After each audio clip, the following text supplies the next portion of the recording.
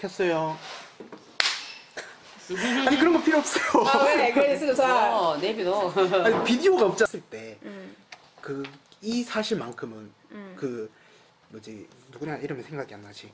근세가 문을 닫은 것이 그냥 이렇게 그렇게 했다라고 치부해버리기에는 좀 너무 그렇지 않나라는 생각이 씨가 들고. 이랬으나 그대로 이렇게 봐야 이래 자기가 또 그렇지 않을까라고 답을 달아놨잖아요 추측으로. 네네네. 이래 영화가 연결이 되지. 문을 안 닫았으면 다혜가 그걸 알게 될 것이고 그럼 나중에 송강호가 이 집을 못 들어가는 거지 지하로. 이 닫아야만 연결이 되잖아 얘기가.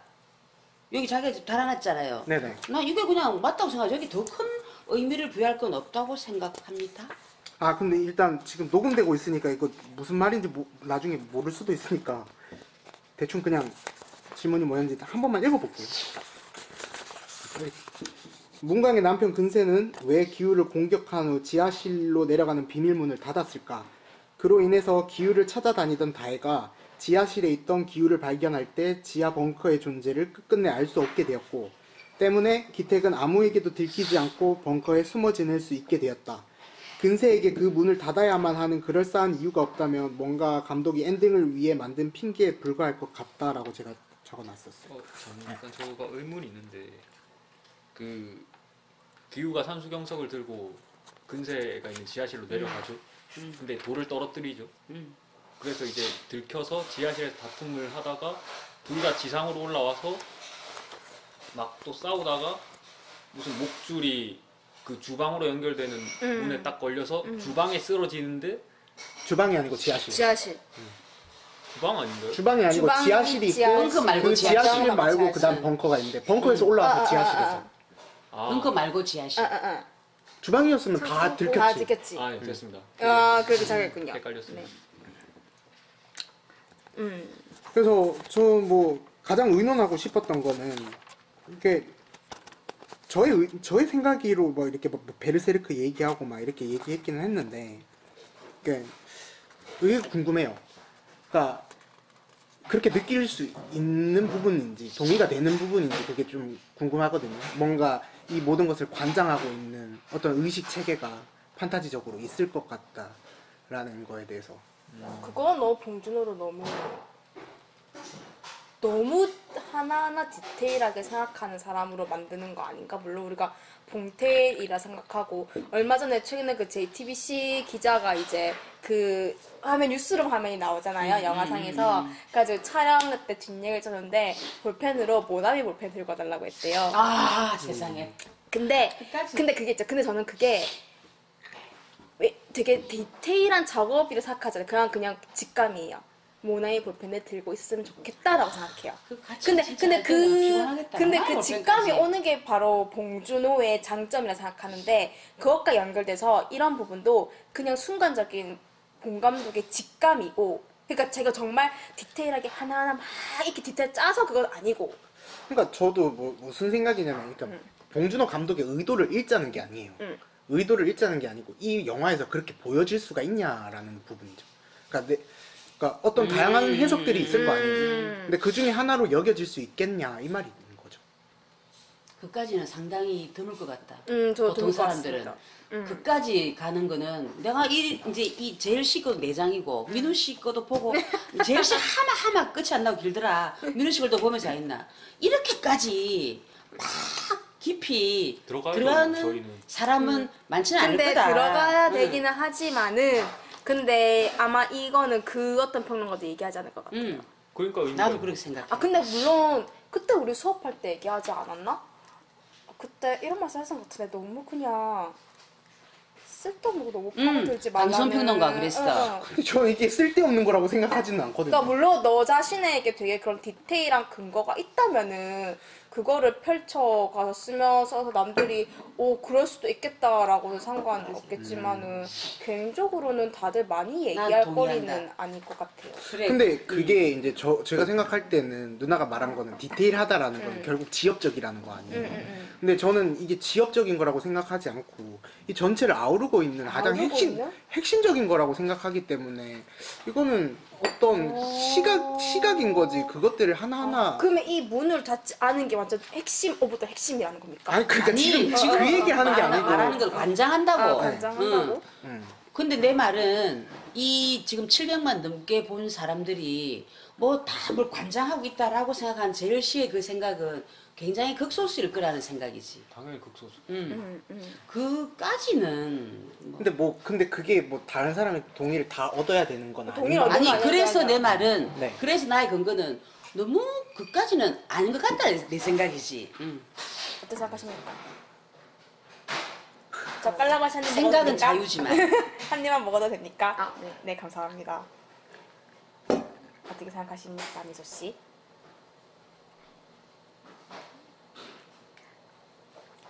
아, 이게 사실 글을 안 읽어가지고. 아니, 지금 말한 거. 지금 지금 일일이 말한 거. 아, 이거. 제가 핵심적으로 제가 질문. 정리를 앞으로 해드릴게요. 얘기하지 마. 정리를 해드릴게요. 부정 안 넘기. 어차피 왜 이렇게 넘기더라. 생각을.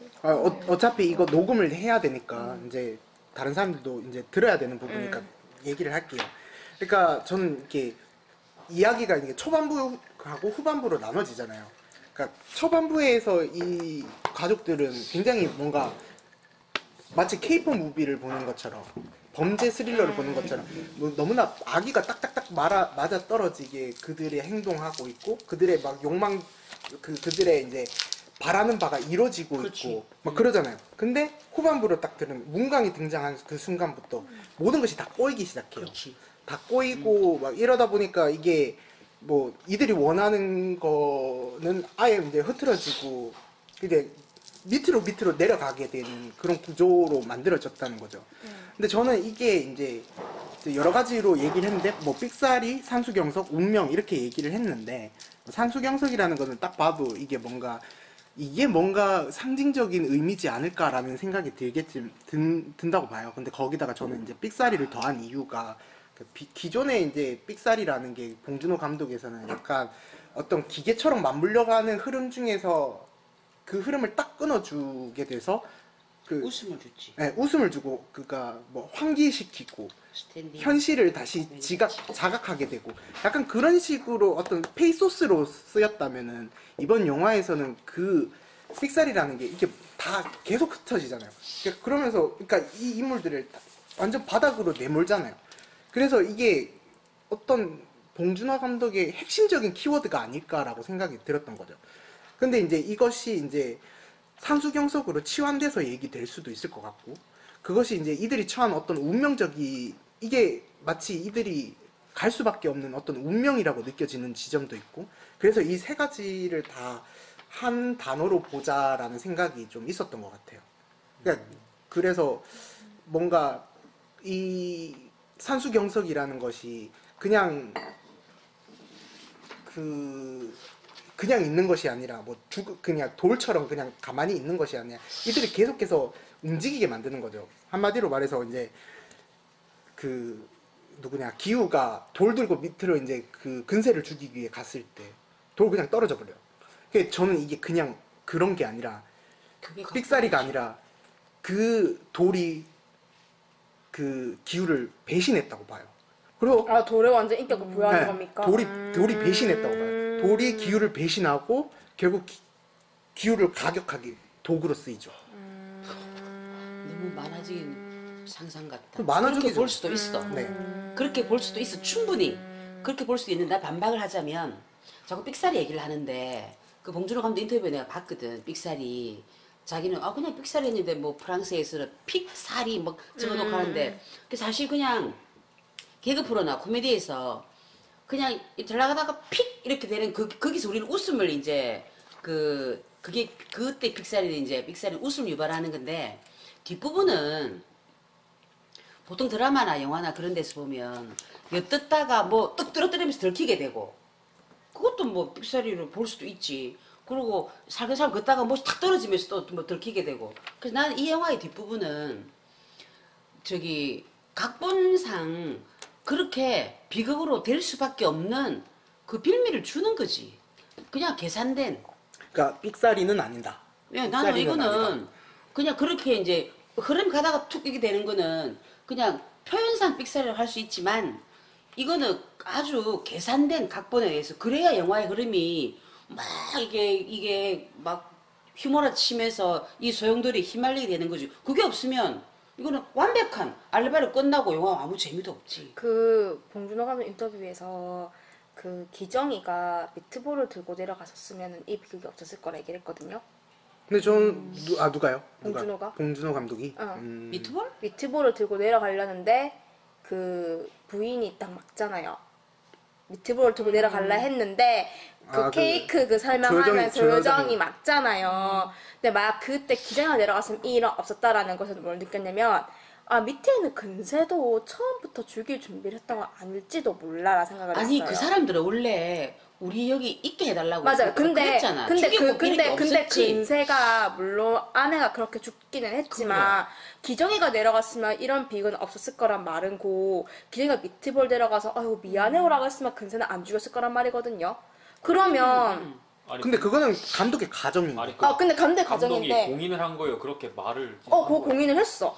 그 인터뷰를 했어. 기정이가 내려갔으면 아니 안 죽었을 그랬을지도 거라고. 모른다예요. 그랬을 거예요. 다예요. 그거 찾아볼게. 중요한 거죠. 근데 만약 거기서 근데 그랬을 거다 이렇게 말했으면 굉장히 실망인데. 근데 거기서 뭘 생각했냐면은 그래서 그게 몇 번이나 봉준호 감독이 그 기회가 있었다라는 말을 인터뷰에서 여러 번 했거든요. 그거는 다 감지되는 거. 그건 근데 만약에 그래서 어떤 생각 이 말을 하면서 내가 그게 왜 생각이 났냐면 만약에 기우가 돌을 안 떨어뜨렸다면은 만약에 근세를 죽이고 성공했을지도 모르는 생각해요. 그러니까 저는 근세가 그 올가미를 준비한 게 돌을 떨어뜨려 돌을 보니까 아 얘가 내를 죽이러 왔구나. 근데 올감이라는 거는 오기 전에 이미 준비하고 있었던 거 아니에요? 원래는 죽일 목적이 없었지. 그거를 딱 보고 나서 갑자기 올가미를 만든다는 거는 조금 너무 그렇잖아요. 그러니까 죽일 준비는 이미 하고 있었던 거 아닌가요?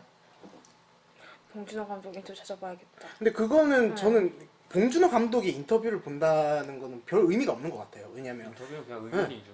그거는 이제 이 이야기가 이렇지 않았으면 저랬지 않았을까라는 이야기 흐름을 얘기하는 거지. 그냥 가정적인 거고. 그럼이 이랬으면 저리 됐을 거다. 근데 여기서는 말하는 거는 지금 여기서 돌이 그거라면은 그러니까 돌이 그 운명을 이끌었다라고 지금 재열이는 말하고 있는데 내가 정리가 안 된다. 죄송합니다. 이 생각이 순간 왜 들었냐면 감독 인터뷰를 왜 끌고 들어왔냐면은 정말 그랬다면은 그 돌이 엄청난 역할을 하는 거죠. 그렇지. 재열이 말대로. 그랬다면 엄청난 역할을 하는 만약에 거지. 정말 봉준호 감독의 말대로 기정이가 들어갔으면 그런 일이 벌어지지 않았을 수도 있다라고. 그러니까 감독이 인터뷰를 일단 차용하고 들어간다면요. 그럼 그 돌을 떨어뜨리는 게 엄청난 일이 되는 거잖아요. 단순한 삑사리가 아니라. 그 다음은 뭐죠? 그러니까 영화적이가 재열이는 그거를 삑사리의 일환이라고 하는데 만약에 그 선생님은 그게 영화는 장치죠. 삑사리가 아니라 영화적 장치, 장치죠. 각본. 근데 그게 돌을 계산된. 떨어뜨리면서 죽음으로 간다면 그는 삑사리보다는 영화적 장치에 더 가깝지 않을까라는 생각을 했거든요. 계산된 각본. 계산된 난 그렇게 각본이라. 그러니까 저는 그렇게 생각해요. 그러니까 봉준호가 그러니까 이전 영화에서도 삑사리를 만들어 온 게 그것 지금의 그 기생충에서 제가 파악하는 삑사리랑 굉장히 결이 다 다르지. 달라, 결이 달라요. 달라요. 그래서 이제 이 얘기를 이제 봤을 때 이거는 나는 그냥 봉준호의 진화다. 삑사리에 대한 그 봉준호의 새로운 해석이다. 이렇게 생각을 했었긴 했거든요. 근데 이제 그런 부분도 이제 이해가 되는 게 기존의 삑사리와는 다르니까. 달라요. 다르니까 그렇지. 확실히 그 결이 다르니까. 달라요. 이걸 픽사리로 안 볼 수도 있겠다는 생각은 들었어요. 그러니까 그런 가능성이 충분히 있는데, 그러니까 그 와중에도 저는 이제 이게 내 나름의 생각에서는 이게 픽사리가 다른 식으로 맞아. 표현된 거 아닐까. 그거에 되게 그러니까 동의해요. 그리고 또 이거는 뭐 굉장히 쓸모없는 얘기이기도 하지만 봉준호 자신이 그렇게 얘기도 하기는 했거든요. 그러니까 이거는 되게 거대한 삑사리가 등장하는 영화다. 계속해서 삑사리가 나온다라고 본인이 이렇게 얘기를 하기도 했어요. 그렇지 뭐 돌 떨어뜨리는 거 이런 네. 그것도 있고 그 다음에 뭐 계단에서 미끄러 넘어지는 것도 있고. 그래서 저는 이거를 뭐 제 나름대로 이제 그렇게 해석을 했던 거고 그냥 네, 그렇게 생각을 했던 거예요. 봤다. 그렇게 재열 봤을 씨는 것 같아요. 그렇게 봤고 나는 그것마저도 다 하나하나 계산된 나는 그쵸. 각본으로 생각을 하는 거고 그것도 다 계산된 계산된. 거죠. 다 계산된 거죠. 근데 옛날하고 그때 당시 우리 영화 보고 난 뒤에 번개에서도 얘기를 하긴 했었지만은 삑사리가 많이 진화한 것만은 사실이었어요. 옛날에는 그 삑사리가 없어도 괜찮은 것들이었다면은 그냥 웃으면 됐지. 네. 근데 이제는 여기서 필수였다면. 삑사리가 없으면 안 되는 걸로 들어간 거예요. 그런 면에서 보면은 굉장한 삑사리의 진화라고는 생각을 해요. 삑사리인데 없으면 안 돼. 그런데 그건 컴퓨터에서 삑사리가 아니잖아요. 드디어 의견이 정리가 됐네. 서스펜스 그거로 나가려 그러면 꼭 보통 보면 영화에 관객을 조마조마하게 만드는데 그런 게 많잖아요, 사실은. 툭 떨어뜨린다든가 맞아요. 소리 난다든가 사실. 그런 거 많고. 그래서 나는 계산된 각본으로 그리고 실제로 이 영화에 나오는 그 삑사리들은 전부 다 예측 가능해요. 맞아요. 그치 다 예측 그렇지. 가능해요. 네. 그래서 그래서 돌이 굴러 떨어짐으로써 그래서 저도 이게 삑사리라고 봐야 되나? 라는 의문도 조금 들었긴 했어요. 왜냐면 문강이 등장하는 것도 문강이 언젠간 다시 등장할 거라는 사실을 알고 있었잖아요, 우리도. 그리고 기후 가족들이 막 그 문강하고 막 충숙하고 막 다툼하고 있을 때 옆에 막 그 계단에 숨어갖고 듣고 있을 때 저거 떨어질 것 같다라는 생각이 들었는데 정확하게 다시 떨어지죠.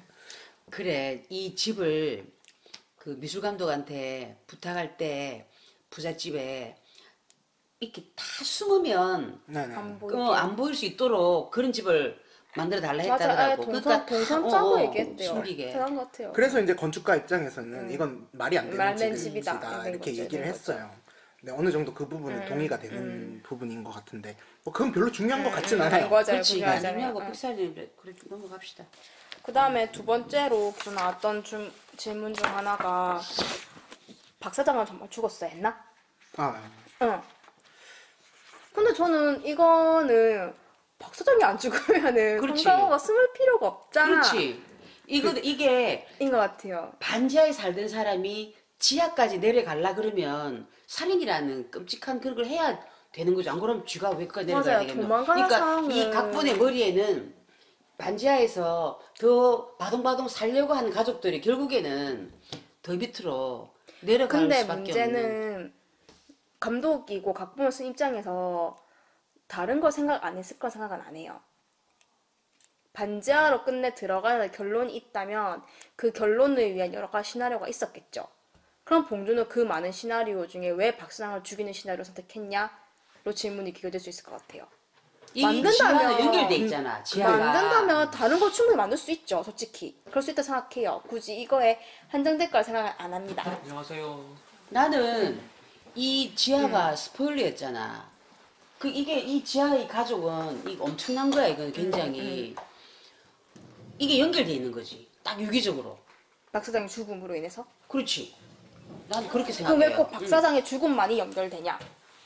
아, 인 근데 거죠. 전 그게 그 진짜 뭐 영화의 막 내용을 분석하고 해석하고 막 이렇게 다시 짜맞춰 보는 거랑 상관없이 그러니까 영화의 흥미 위주로 관객에게 흥미를 던져주는 의미로 그러니까 그 극적인 장치로서 이 왜 그렇게 쓰여졌을까라고 생각을 하면 딱 이렇게 전 이렇게 생각해요. 그러니까 그 기택이라는 인물이 처음부터 끝까지 자기 삶의 방식이 똑같아요. 뭐냐면 그냥 뭐라 그러지 계속 무기력해요. 무기력하고 끌려다니고 막 그런 인물인데 이런 인물을 그냥 그대로 내버려 둘 수가 없는 거예요. 어떤 극적인 장치를 통해서 이 인물이 어떤 다른 A에서 B로 옮겨가는 그런 극적 장치가 필요했던 거야. 그래서 나는 그런 의미에서 이 박상장을 죽여야만 했다라고 저는 생각을 해요. 좀 얘기에 좀 제동을 걸고 싶은데 지금 나누는 얘기가 어떤 식이냐면은 저희는 일단 기생충 다 봤죠. 얘기 결말을 아는 상황에서 그 안에서 지금 짜맞추고 있는 거잖아요, 저희끼리. 근데 그러면 이렇게 질문을 할 필요가 없는 거죠. 그치. 그러니까 우리가 지금 이 얘기를 하는 게 저도 솔직히 이 얘기를 하면서 이게 되게 쓸모없다라고 생각한 게 만든 사람은 왜 그랬을까 이런 얘기는 안 중요하고 차라리 우리가 그래 지금 다 받아왔으면 질문들 이거 같이 얘기해보자. 그러니까 아니 제 얘기는 그거죠. 왜 박 사장은 죽어야 하나라는 질문이 나왔을 때 이야기 안에서 내적으로 짜맞추는 게 아니라 여기서 유효한 뭔가 주제와 결부에서 새로운 답을 도출해낸다거나 그런 다르게 접근해야 된다는 거죠. 그치. 그러니까 내가 말한 거는 결국에는 그냥 창작자의 입장에서는 어땠을까라는 얘기밖에 안 되는 거고. 그러니까 구체적으로는 왜 죽었어야 했을까라는 질문에는 그러니까 저희가 뭐 봉준호가 왜 그랬을까 이거를 말할 필요는 없어요. 본인은 어떻게 생각하나요? 저는 제 글에 명확하게 나와 있는데 근데 의문이 될 수 아, 맞아, 없다. 맞아. 의문도 될 수 이거는 없다. 일단 그냥 그냥 이거 농담으로 한 얘기인데 봉준호가 생명과학 공부를 했나 약간 왜? 그러니까 사회학과 나왔어. 예, 기생충이잖아요. 일단 기생충은 숙주.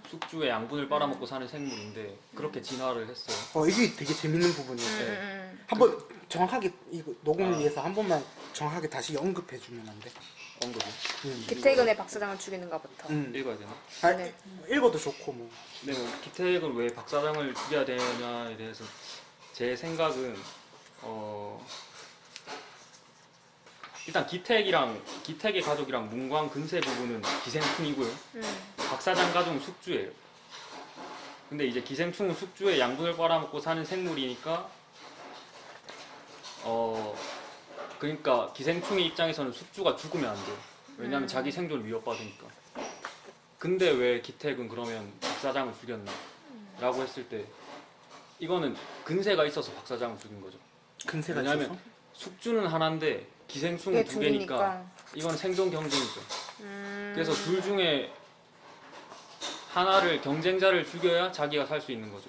그리고 나서 이제 기택은 기생충이니까 자기 자리로 가는 거고 근데 이제 박사장이 죽었다고 해서 정말 모든 게 다 끝나는가 하면 아니거든요. 집은 여전히 경고하고 다음 외국인 어떤 가족이 들어와서 살죠 그대로.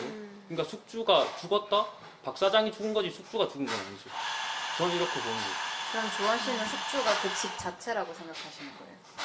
그런 게 있지 않은가? 그러니까 숙주라는 게 뭔가 구조가 될 수도 있고 그 집이 될 수도 있고 그러니까 구조는 여전하잖아요. 한국 사회의 구조는 시스템이 될 수도 있는 거고 여기에 대해서는 더 얘기를 해봐야 되는데 근데 제가 이렇게 얘기한 것도 그냥 기생충에 여기 끝에 달아놓긴 했는데 기생충에 맞춰서 보자면 이렇게 정합적이라는 거지. 저는 이 다음이 있을 거라는 뭐 이거는 다음에 얘기고. 근데 나 어느 정도 동의는 되는 건 그러니까 이들의 관계를 기생의 관계로 볼 것이냐 공존의 관계를 볼 것이냐라는 데서 약간 기택 스스로가 그거에 대해서 생각해 봤지 않을까라고 생각이 드는 거지. 그러니까 본인은 되게 기생하는 것처럼 살았는데 사실 본질적으로는 그냥 공존이라고 생각해 왔던 것이 맞지. 아니었을까. 공존이라고 착각했지. 착각했던 거지. 근데 이게 그 차이를 분명하게 깨닫는 순간 이 냄새 얘기할 때. 나 자신이 기생한다라는 사실을 완벽하게 인지한 순간 그거를 뭔가 파괴하고 싶다는 욕구가 있지 않았을까. 그러니까 정리를 하면 공존은 동등한 입장인데 기생은 기생충과 숙주는 이제 자기가 들러붙어야 되는 입장이니까 박사장이 냄새를 언급한 순간 자기는 모멸감을 느꼈고 내가 기생충이라는 거를 인정할 수가 그리고 그 냄새는 한 번에 끝난 게 아니라 점점 여러 번 나왔잖아. 그리고 이게 점점 나오다가 막판에 또 이 박사장이 코를 움켜쥐었고 그게 정복된 거지. 쌓인 거지. 쌓인 거죠. 그 냄새가 거기다가 그건 막판에 확실히. 분출된 거지 그게. 왜냐하면은 이 남자가 선을 넘어왔거든. 참 피곤하십니다. 뭐 사랑을 그렇게 했죠. 선을 확 넘어와 버린 거야. 근데 그때 딱 바로 단칼로 돈 주겠다고. 그게 진짜 재밌죠. 그러니까 이게 뭐 이렇게 자기는 이제 얼렁뚱땅이 하려다가 돈 쳐주겠다 그 말에 나는 역시 니는 위에고 나는 밑에구나. 기생충이구나. 깨달았고 거기다가 또 냄새 코 확 들이막는 거 하면 분출된 왜냐면 거지. 그 분출. 공존이라 생각한 거에 송강호 대사 중에서 한 남자와 하는 동행이라 생각합니다라고 기사이가 할 때 얘기하잖아요. 그냥 그거는 쉽게. 근데 그거는 자신에게 아니라 공존인 거잖아요.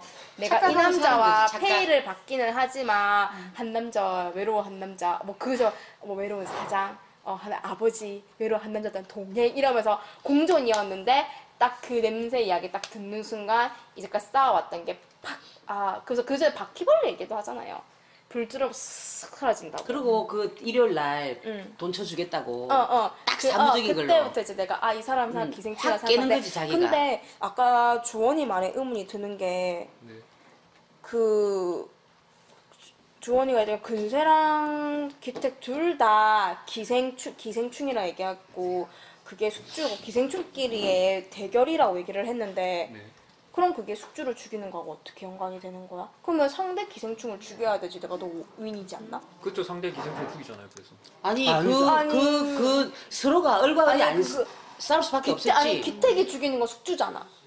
그렇죠. 아니 그러니까 기택 내 가족과 문광 그렇지. 그 근세 가족이 얼마 우리 있는데 싸움이지. 쓰는데 그러면은 기택이 그러니까 근세가 올라와서 기우를 돌로 내리치죠. 그 다음에 기정을 칼로 찔러 죽이죠. 그 다음에 계속 엄마 그 충숙이랑 계속 싸우죠. 그거는 기생충끼리의 싸움이야. 그렇죠. 네. 근데 그러면 그게 근데 난 여기서 의문이 드는 거는 뭐냐면은, 그러니까 근세가 그들을 죽인 이유는 내가 여기서 기생하고 더 살아야 되기 때문이 아니야.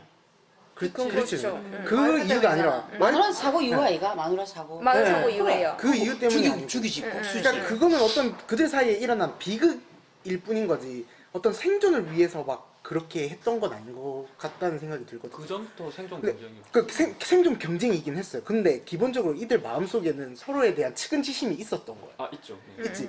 그것도 있으면서 그들은 어쩔 수 없이 여기서 경쟁하고 있는 상황이었던 거지만 난 이들을 물리치고 내가 이들의 숙주의 피를 빨아먹는 유일한 기생충이 돼야 돼라는 마음이 그들 안에 존재하고 있었던 건 아니었던 것 같다. 그러니까 제가 제기한 이 정합성이 되게 모순적인 게 뭐냐면은 저는 그냥 오로지 그 과학적으로 그냥 얘기를 한 거고 근데 인간이 어떻게 기생충입니까? 인간 얘네는 기생충이다 이거는 말이 안 되죠. 그 안에 분명히 어떤 그 연민과 연대 가능성이 몇 번 있었잖아요 분명. 그러니까 이거는 되게 역설적인 거지만 저는 일단 이렇게 정리를 하고 그 다음에 질문을 발생시키고 싶어서 그냥 이렇게 한 거예요. 물론 이들이 기생충이죠. 근데 그 기생충이라는 게 은유지. 걔네가 진짜 기생충 아니잖아요. 그렇지. 은유지. 예, 그 얘기. 그렇죠. 저도 쓰긴 썼는데 방금 놀랐어요. 네. 네. 죄송해요. 괜찮습니다. 그래서 대충 요약을 해주셔도 좋고. 뭐. 아예 별로 그냥 중요한 내용은 아니어가지고. 질문을 이 영화 보면서 의문점 이런 거 얘기해 보셨어요? 봅시다. 근데 이 영화가 되게 뭔가 어렵게 만들었다기보다는 되게 쉽게 문적으로. 직접적으로 그냥 그런 말하고자 하는 거를 이미지적으로 저는 잘 드러낸 것 같거든요. 되게 보면은 좀 너무 뭔가 좀 뭐라고 해야 되지? 잠시만요. 저는 이게 제가 인상 깊게 봤던 장면이 걔네 누구지? 송강호 부부가 이성균 애가 이제 캠핑 간 사이에 막 놀잖아요. 그 놀고 나서 이제 갑자기 들이닥쳐가지고 이제 어떨결에 이제 소파에 이성균이 있고 그다음에 밑에 이제 탁자에. 테이블 밑에 송강호 부자들이 있잖아요. 근데 되게 그 장면부터 시작해가지고 이제 종합운동장 지구로 내려가는. 근데 저는 그 씬이 되게 좀 인상적이었고 되게 좀 직접적으로 누구나 다 이해할 수 있도록 이미지적으로 잘 드러낸 방식인 것 같고 이제 영화 봉준호가 말하고자 하는 게 분명하게 다 드러나는 장면이라고 생각을 하거든요. 그러니까 결국은 두 분류가 그 상류층과 하류층이 이제 극단적으로 분류된 보면 되게 이상하기만큼 많이 내려가잖아요. 여러 방식 밑으로. 다 왔다 싶어도 더 내려가잖아요. 그리고 그 장면에서 보면 또 기정이 그 화장실 가서 와이파이 되니까 그곳에 가가지고 막 휴대폰을 하는데 문강이 토하잖아요. 자기 지하실에서 화장실 변기 토하면 그 토사물 같은 그 진흙물이 그래. 그 변기통 위로 솟구쳐 올라와요. 그러니까 저는 이제 어떻게 생각했냐면 그냥 그 이성균네 그룹이 있으면 그 그룹 밑에서 기생하는 문강네가 있으면 그보다 더 밑에가 송강호네라고 생각을 했거든요. 아 오히려 저는 이게 그러니까 오히려 역으로 생각해보면 결국 저는 송강호가 이성균을 살해한 게 단순히 내가 건드리면 안 되는 부분을 건드렸어 널 죽이겠어 라기보다는 그러니까 송강호도 실실 쪼개고 있지만 지도 이제 이 지금 너무 그 빈민 그 삶을 탈출할 수 있는 방법이 없어요. 도저히 자기가 뭐 피자 그걸 미친듯이 접어도 그냥 그때 한 끼만 먹을 수 있는 거지 그 계급을 뛰어넘을 수 있는 올라설 수 있는 그 방법과 수단이 아예 다 막혀져 있는 사회 그 사회 속에서 자기가 이제 억눌려져 있던 그런 이제 분노 이런 것들이 이제 내재되어 있다고 저는 생각을 했었고 그 속에서 자기가 이제 대표적으로 상징하는 게 지하 냄새 뭐 밑에 냄새 난다 뭐 이런 식의 거기에 꽂혔던 것 같고 결국 요즘은 저는 사회를 둘러봤을 때 그런 묻지마 살인 사건들이 많잖아요. 그럼 별거 아닌 걸로. 그러면 그 송강호 죽인 것도 분노 때문에 그러니까 죽였다? 숨어져 있는 내재되어 있는 이제 계급과의 그 삶을 탈피할 수 없는 분노화 같은 것들이 있잖아요. 근데 결국은 그러니까 저는 이제 사회 전체로 봤어요. 그 세 분류의 가정을. 그러니까 송강호가 할 수 있는 방법이 수단이 아니고 그냥 그 순간에 자기의 그렇지, 그런 나도. 분노화가 결국은 폭발. 살인까지 저질렀다. 근데 이게 지금 우리 현 사회에서도 보면 잘 사는 사람과 못 사는 사람의 계급이 단순하게 두 분류로 나뉘어져 있는 게 아니고 도저히 이제 못 사는 사람은 계속 못 살 수밖에 없는 사회로 계속 만들어지고 있잖아요. 취업에 있어서도 보면 지원이 집에서도 오지 않으면은 지금 뭔가 할 수 없는 그냥 집중을 못 하니까 그러니까 그런 계급과의 뛰어넘을 수 없는 그런 사회 부조리와 이런 그 현 그렇게 모습을 될 수밖에 없었다. 그렇기 근데- 때문에 개연성이 근데 있는 거지. 그러면 저 예전에 우리가 그거 기생충 만나서 같이 봤을 때 조언했던 것이 그 혁명의 느낌이 있었다고. 네. 혹시 그러면은 비슷한 느낌이셨습니까? 혁명이 조언이가 여기서는 그게 혁명이 아닌 것 같아. 기택이 박사장을 죽이는 거가 근데 그게 계획됐고 내가 니를 우발적이잖아. 죽여야지 올라갈 수 있다 그런 생각은 아니었던 것 같아요. 그런 건 근데 아니고. 저는 그게 흥강호 눈빛에서도 저는 클로즈업 잡히잖아요. 그 하기 직전에 그 눈이 돌아간 느낌이 들었거든요. 그렇지, 그렇지. 그 순간에 눈이 우발적으로, 돌아가- 우발적으로. 분노. 왜냐면 그 이후의 행동을 보면 우왕좌왕해요. 그냥 계획적으로 내가 널 죽이겠어가 사람이 아니고 아니니까. 그리고 자기가 결국은 들어간 거는 이제 지하 주차장으로 들어가서 문강인애가 이제 숨어 살던 곳으로 일단 결국은 들어가요. 자기가 알고 있는 은신처가 그쪽이니까. 근데 그것도 이제 저는 이제 그게 또 이제 결국은 제가 방금 말씀드렸던 것처럼 계급이 그런 이성균네가 있고 문강네가 그 밑에 송강호가 있었다면 결국은 송강호네가 그 윗단계 계급으로 올라갈 수 있는 방법은 결국 그 도달할 수 있는 지점은 문강이의 수준밖에 안 된다. 그러니까 상류층의 빌부터 상해서 기생할 수 있는 방법밖에 안 된다. 그래서 저는 또 내려가면서 느꼈던 장면이 기존에 여기 영화에서 제일 중요한 시선이 기우 캐릭터의 고정된 시선이 전 중요하다 생각을 하거든요. 기우가 뭐 내려갈 때도 그냥 단순히 내려가는 게 아니고 내려가다 감도 중간에 멈춰서 계단에서 멈춰서 내려가는 거. 물 내려가 자기가 발에 물이 잠겨져 있는 그 물이 위에서부터 내려오잖아요. 하강하는 느낌이잖아요. 그러니까 물에서 결국 내려가 도달한 건 자기 집을 침수시키고 망가뜨려 버리는. 근데 그런 시선이 나중에 저는 이제 돌이 있잖아요. 박서준한테 받은 그 돌을 시냇물에 팍 던져버리잖아요. 그 물이 이렇게 가라앉잖아요. 그런 시선에 이게 뭐 이동이라든지 그런 의미들이 그러니까 기후가 바라보는 세상은 결국은 좀 막판에 또 소설을 쓰잖아요. 결국은 지가 그 뭐지 소설을 쓴다. 이룰 수 없는 걸 쓰잖아요. 아버지를 꼭 이 집을 사서 구해내겠다 소설이지. 네, 결국 현실에서 정말 초라하게 비현실적인. 상상하는 모습으로 드러내는 거는 그만큼 현실은 그렇게 되기가 정말 꿈 같은 이야기고 말도 안 되는 이야기고 되기가 어렵다. 그러니까 저는 이게 봉준호 감독이 욕을 먹는 부분도 있는 것 같은데 제가 많이 찾아보진 않았지만 빈민을 조롱하고 이런 느낌보다는 그래서 그만큼 지금 처해져 있는 밑에 층의 삶들은 도저히 위의 땅과 이게 섞일 수가 없는 그만큼의 이제 계급의 격차가 너무 심하게 나타나는 거죠. 보이지 않는 계급의 격차들이. 그래 나도 지금 마리 씨 얘기 까먹지 말고 있어요. 네. 마리 씨 얘기할 때 떠오른 게 왜 그때 가난을 조롱하고 혐오한다 그런 게 나왔었잖아. 그러면 요 얘기 끝나고 우리도 그러면 진짜 이게 그런 점인가 그걸 얘기해 보자 좋아요. 라고 말을 하려고 했어. 네네네. 예, 좋아요. 그걸 질문을 하려고 했어. 저도 딴 거 뭐 네. 분석하고 이거보다는 그게 지금- 야가 이랬을까 저랬을까 보다는 그게 지금 그걸 지금 딱 중요한 얘기해 보자 끄집어내고 싶었고 그 전에 나의 의견은 뭐냐면 지금 마리 씨 얘기 들으면서 나도 그거를 저기 뭐 혁명이니 봉기니 전혀 1도 그렇게 보지 않거든. 그거는 이 사람이 그 냄새 나의 냄새가 나나 하다가 계속 쌓이잖아. 점점 이 모멸감을 느끼게 되잖아. 이 하나의 가장으로서.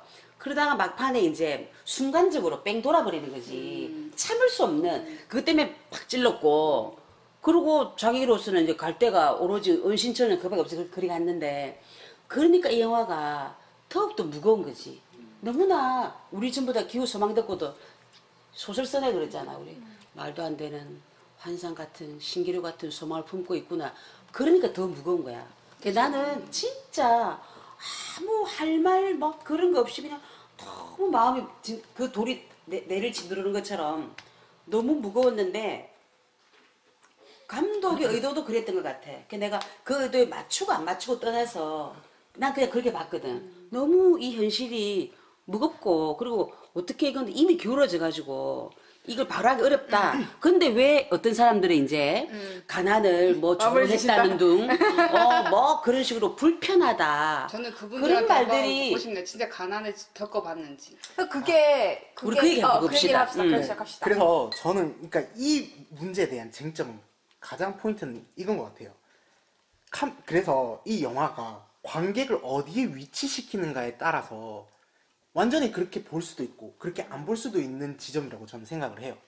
그러니까 우리가 생각할 때 우리의 관객의 위치를 어디로 파악하고 있는지, 그 사람들이 이게 그거 가난한 자를 조롱한다라고 생각했을 때 그 사람들이 파악하고 있는 우리 관객의 위치라는 거 굉장히 사뭇 다를 거라고 근데 저는 그거는 생각해요. 감독이 어떤 관객이 이렇게 봐줬으면 좋겠다 해서 만들었다기보다는 제가 생각하기에는 그 관객은 다 삶이 다르잖아. 살아왔던 환경도 다르고 그거는 감독이 통제할 수 없는 부분이라고 생각하거든요. 그러니까 저는 이제 이 감독이 되게 그냥 뭐 어디에 치중해서 만든 것 같진 않아요. 왜냐하면 상류층은 그만큼 편안한 삶을 살고 되게 좀 여유로운 삶을 살기 때문에 밑에 제가 말하는 거는 그러니까 저는 이제 방금 마무리 못 지은 것 같아가지고 제가 말하는 거는 그러니까 관객 위치라는 게 그 상류층, 하류층 이렇게 나누는 것이 아니라 이제 분명히 봤을 때 뭐 그 버드 아이즈 숏 같은 그런 숏들을 보면은 그러니까 위에서 이렇게 찍어 내리는 듯한 그런 숏들을 봤을 때 뭔가 제3자로서 그들의 이제 이 뭐지 요란한 풍경들을 관망하는 것처럼 보일 수도 있다라는 네, 생각을 그렇게 본 것 했거든요. 같아요. 근데 이제 저는 그렇게 생각하지 않는 게 뭐냐면 그러니까 저의 입장에서는 그러니까 충분히 어떤 관객들은 그렇게 느낄 수도 있다라고 생각을 하는데 이 카메라의 위치가 그 절대자의 시선으로 보느냐 또 다른 절대자의 시선으로 보느냐 아니면 이제 관객의 입장에서 보느냐라는 거에서 차이가 있다고 생각해요. 근데 그 사람들은 그걸 관객의 입장이라고 보는 거예요. 그러니까 관객의 입장이라고 보니까 그러니까 내가 지금 나의 추악한 면을 그냥 보고 있네? 이런 느낌인 거지. 그러니까 나의 되게 안 좋은 면 이렇게 막 냄새나는 풍경을 마치 그 이 사람이 냄새나는 풍경이 지칭하는 사람이 누구예요?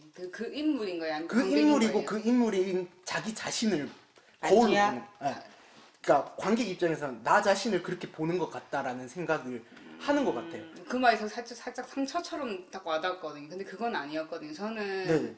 제가 지금 많이 힘들어서 저도 이게 그 말이 오히려 상처인 것 같아요. 네가 가난하기 때문에 기분 나쁜 거잖아요. 어떻게 보면. 네, 근데 그건 아니거든요. 왜냐면 저는 오히려 감독이 드러낸 계층 분류가 보면 그 조여정네 부분은 엄청 여유로워요. 뭐가 자기가 뒤에서 난리 부르스가 쳐도 자기는 몰라요. 근데 왜냐? 자기는 다 가졌기 때문에 주변을 세세하게 살필 필요가 없어요. 그렇지만 밑에 있는 사람들은 정말 치열한 거죠. 왜? 생명이 달렸고 삶이 달렸기 때문에. 그래서 어떻게 보면은 관객 입장에서 보면은 밑에서 두 분류는 지랄 발광을 하는 모습처럼 보이는 거죠. 왜? 그 이성균 내는 평온하고. 그거는 오히려 감독이 그거를 누군가를 조롱하고 뭐 하는 것보다는 저도 한승연도 말했는데 어떤 한 사람이 악이 없어요. 그 역할 속에 보면 악이 없고 거기는 악인이 없지. 그냥 그 우리가 살아가는 세상 속에서 놓여진 그런 계층들에 대해서 그냥 그 인물 그룹 세 분류로 해서 보여준 것뿐이라고 저는 느꼈거든요. 나도. 그냥 단순히 잘 사는 사람이 보면 도저히 이해 안 될 내용이고 못 사는 사람들이 보면 오히려 기분 나쁜 내용은 아닌 거죠. 그러니까 오히려 잘 사는 사람들도 객관적으로 들어보면 다 알아요. 지들이 짓밟고 있는 게 무엇인지. 자기들이 가지고 있는 것들을 계속 영위하기 위해서 외면하고 무시하고 짓눌러야 될 게 무엇인지 분명히 알거든요. 근데 눈을 가리고 살 뿐이에요. 근데 그 밑에서는 아둥바둥 살아나겠다고 조금이라도 좀 더 올라가겠다고 싸우는 거지. 그거를 감독이 그냥 그런 식으로 인물들로 보여준 거지. 누구 한 축을 쏠려서 비판하고 근데 하는 것보다는. 그렇게 보는 사람들이 꽤 있더라. 나는 내 주변에는 없었는데 근데 이렇게 문제는 글이나 이제 이런 데 이게 보면 나온 얘기는 그런 얘기에서도 초반에는 되게 소수라고 생각을 해서 그냥 단순히 비판하고 싶어하는 이 사람들인갑다. 인터넷상에 그런 게 있더라고. 그냥 그게 말하면 까충인갑다 생각을 했는데 문제는 그냥 깔려는 사람들 그냥 무조건 아, 까는 충 사람들 충 하지마. 그래서 생각했는데 제가 충을 여기서 아, 네. 지적을 했는데 나 충 정말 안 좋아한다. 네 죄송합니다. 어쨌든 그렇게 생각을 했는데 이건 언유고. 그건데 근데 그게 점점 더 많아진다는 거죠. 그러니까 인터넷상에는 그러니까 제가 어. 예 그러면은 제 글을 그냥 여기서 마무리하고 싶은데요. 아까 그 송강호 눈빛 얘기해 주셨으니까요. 제 글의 마지막 두 문장을 읽어볼게요. 은폐된 의문은 여기에서 발견된다. 기택을 연기하는 송강호의 눈빛에 깃든 것은 무엇인가 이렇게 의문으로 끝내놨어요. 근데 제가 제목을 어떻게 달았냐면은 찰나에 핀 전복의 기운이라고 달았단 그렇지. 말이죠. 주은 씨는 그걸 송강호 눈빛에 전복으로. 전복의 기운이 담겨 있었다. 저는 이렇게 보였다는 말이죠. 그냥 이렇게 저는 마무리되는 거고요. 이게 뭐 기다 아니다 이거는 네네. 근데 뭐 거의 아니다 쪽인 것 같고 저희는. 네. 근데 저는 이렇게 얘기를 들으면서 이렇게 아까 전에 이제 마리 씨가 얘기했던 거를와 막 이렇게 봤을 때, 그러니까 미소 누나의 글을 딱 보고 저는 딱 느껴졌던 게 있었거든요. 뭐냐면 여기서 확실히 관객을 어디에 위치시키니까 나를 여기서 어디에 말하는 거구나. 위치시키는가가 정확하게 들어있다고 생각해요. 미소 누나가 말씀해 주시겠어요? 아니면 제가 말할까요? 미소 씨가 얘기하세요. 네, 그러니까 그게 맞는 것 같아요. 자연스러웠어.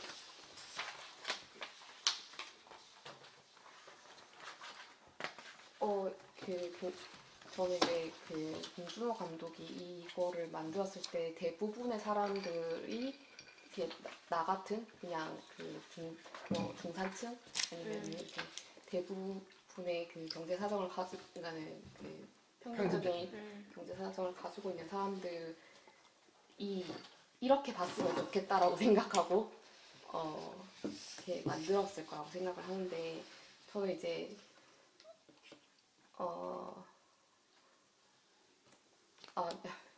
제가 어지러워가지고 많이 안 좋구나. 네. 아니면 누나 너무 안 좋으면 집에 가세요. 가세요. 낫지 않을까요? 이거 가야 되겠다. 네. 괜히 앉아 있지 네, 말고. 그러지 말고 가세요. 뭐 출석 수업도 아닌데. 네. 가세요. 아 너무 무리야. 내가 볼 땐 이틀 밤샌 것 같다. 지금 엄청 안 좋아 보인다. 피가 이렇게 져서 빨리 가세요 그냥. 가요 그냥 집에 가고 푹 쉬고 하고 싶은 말은 밴드에 올리세요. 아니 올 때까지 괜찮은데 가세요. 무조건 쉬어야 된다. 안색이 너무 안 좋아. 꿀물 태야 먹고 가세요. 말도 하지 마 그냥 하고 싶은 말 있는 것 같아요. 올리면 되지 나중에. 적어놓은 걸 보고 나중에 얘기를 하시고 네네. 근데 저는 아까 그 분노 그거를 잠깐 얘기를 하자면은 저 처음에는 아니라고 생각을 했는데 그 어떻게 보면 기생충의 분노 걔는 그 깊은 곳에서 올라오는 분노가 나중에 이제 그 송강호의 표정에서 드러나고 그게 그 박사장을 찌르는 데까지 이르잖아요. 저는 그 분노가 아무것도 아니라고 생각 안 하거든요. 네, 그 감정만은 아니라고 생각해. 그때 그 모멸감. 네, 그런 분노들이 모여서 공분이 되고 이거를 전복시킬 수 있다는 어떤 가능성 이런 걸 보여주는 오케이. 게 아닌가라는 아군으로 그렇다. 감사합니다. 집 가요. 서포트 쫙 해주면서 갔어요. 귀에 열고 싶었는데 목에. 갈 때 가더라도 서포트는 쫙. 한마디만 해주고 가세요. 갑자기 궁금해서 자기 주변에는 이 영화에 대해서 굉장히 불편하고 그게 많았다 했잖아. 네. 나는 막 물어봐도 아니다 그랬거든. 근데 이 인터넷에 글 쓰고 많았고 그 사람들 이유가 뭐라고 한 줄 말해주고 가세요. 뭐라 합니까? 저는 전혀 납득할 수 없는 이유여가지고 어쨌든 조금 뭔가요? 한 줄만 궁금하다. 왜 어. 그 송강호의 가족을 어. 악인으로 만들었냐. 그게 뭐 하겠니? 확인이 아니잖아. 그러니까 그 선을 넘었다 그 얘기했잖아. 아까 그 술. 아기들을 만들었다고. 버렸을 때. 무식한. 애들은 뭐 그래서 네, 일단 네, 들어볼게요. 들어볼게요. 술판을 버렸고, 그러니까 남의 집에서 그렇게 하는 교양이 거는 없지, 선을 그거는. 넘었기 때문에 약간 그래도 싸지 않느냐라는 식의 시선을 보였었고요. 그리고 또 하나는 박 사장이 그렇게까지 죽었어야 됐냐. 그 사람들은 열심히 산 사람들이기 때문에 이런 걸 해가지고. 우리 카트 해야 되겠다. 그건 아니네, 보이. 그자. 그래서 근데 예를 들어서 파리시 아까 얘기할 때 우리는 정확한 충분히 하단 지점이 그 사이사이 사가지고 그 순간 이렇게 너무나 이해가 됐잖아. 근데 이렇게까지 말하면 저도 그냥 자, 우리 오디오가 겹치니까. 네. 일단은 얼른 그래서 가시고 그 아니, 얘기들은 집에 가요. 뭐 귀담아 들을 필요가 없는 좀 의견이네. 근데 난 여기서 하나 얘기하고 싶은 게 다른 거는 여기 올리세요.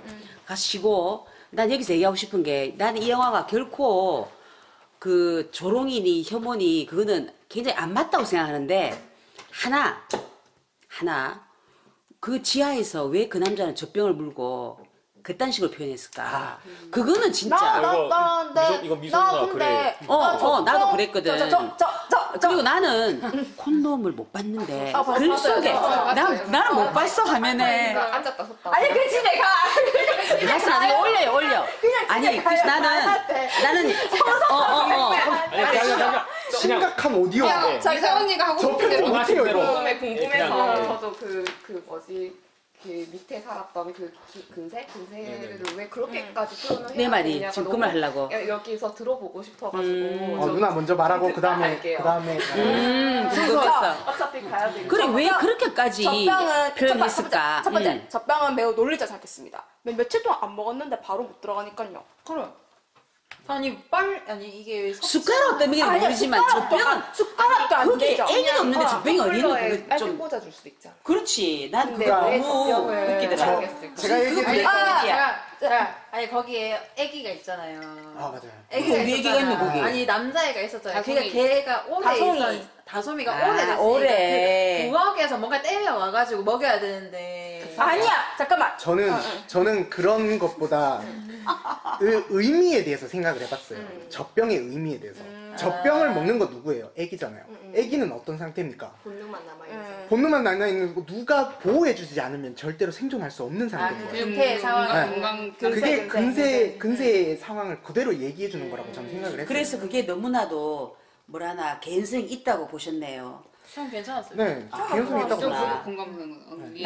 나는 아닌다. 가난 조롱 그거는 진짜 아닌데 너무 저 사람 뭐 젖병에 그다음 나 콘돔 못 봤거든 화면에. 근데도 그 다른 글 속에서 보니까 콘돔 뭐 그 하고 니네랑 젖병하고 왜 콘돔- 그런 것까지 아니 성적 욕구는 채워야 돼. 그러니까 그 밑에서 이렇게 자기 나름대로 삶을 살고 살고 그 차라리 콘돔도 이해된다. 누나 정리 좀 해주세요. 저. 정리? 이거 정리할 게 뭐가 있어? 아니, 그러니까 얘기하고 이렇게 있는. 아니 사회자로 살아 서로를. 이거야. 사회자로서 일단은 그래서 그 젖병은 이제 해결됐고 그게 저 같은 경우는 그것이 이제 당연히 못 먹으니까 일단은 그게 잘 생각했고 근세가 악이란 분이 있고 콘돔에 같은 경우에는 저는 그냥 초반에 제일 처음 봤을 땐 그 생각이었어요. 위에 있는 조여정네는 되게 뭐 이렇게 조여정네는 되게 뭔가 애정이 없어 보이잖아요. 그냥 사랑에 대해서 얘기할 때 그냥 박 사장이 사랑이라 볼 수 있죠라지만 지금 근세는 사랑하고 있는 거예요. 그리고 또 그 송강호네도 직접 이렇게 있지. 섹스하지 않지만은 왜 그 엉덩이 탁 움켜쥐고 막 이런 거 보면은 그 부부간에 뭐랄까 성적 긴장감이 계속 있는 거예요. 그 밑에 하층에 사는 그 둘은. 근데 조여정이랑 박 사장이 하는 섹스는 그냥 정말 뭐랄까 뭐 치르는 약간 그냥 둘이가 뭐랄까 좀 그냥 그거를 해소하기 위한 애정이 기반된 게 아니라 해소하기 위함이고 심지어 해소할 때 필요한 것도 자기네 둘의 애정이 아니라 거기서 봤던 팬티 뭐 싸구려 마약 팬티. 쪽 이런 말들 그래서 약간 그 애정에 대해서 저는 되게 단편적으로 되게 봤었을 때는 그냥 밑에 사람들은 그래도 사랑이 있고 위에는 사랑이 없어 이렇게 되게 단순하게 생각을 했다가 그 후반에는 이제 이 2일차 3일차 봤을 때는 저게 그냥 생활이란 걸 보여주기 위해서 그냥 왜냐면 결혼도 거기서 태어나도 거기서 태어났고 결혼도 했고 콘돔을 그렇게 심각하게 받아들이고 나는 콘돔을 지나가는 심각하지 거고. 않은데 어쨌든 젖병 그거는 그냥 단순히 그 두 부부가 애정이 정말 불타오르는구나 이 생각만 했어. 아니 애정 있어 보였잖아. 그리고 충분히. 둘이가 그거는 애정은 그 둘이 이렇게 되게 끔찍하게 여기고 그러니까 애정이 있었지. 이렇게 하면서 엄청 걱정하고 이런 부분에서 오로지 여기서 일주일에 한 번만 밥 주라 하고 부탁하고 그거는 근데 나 젖병이 아주 걸렸어. 그냥 약간 느낌이 그런 거 있잖아요. 저는 약간 좀 보면서 조금 불쾌했던 부분은 왜 가난한 사람들은 저렇게 인상을 찡그리고 막 이렇게 하고 인상 되게 안 좋잖아요. 그 송강호 남 부인이 제 옆집 여자분 너무 닮아갖고 아, 진짜? 어떻게 그렇게 미치겠다, 똑같은지. 진짜? 그러니까 좀 원래 좀 더 이제 그 중에서도 좀 화가 많이 쌓여있어서 짜증이 많이 내는 것도 욕을 저는 너무 많이 하니까.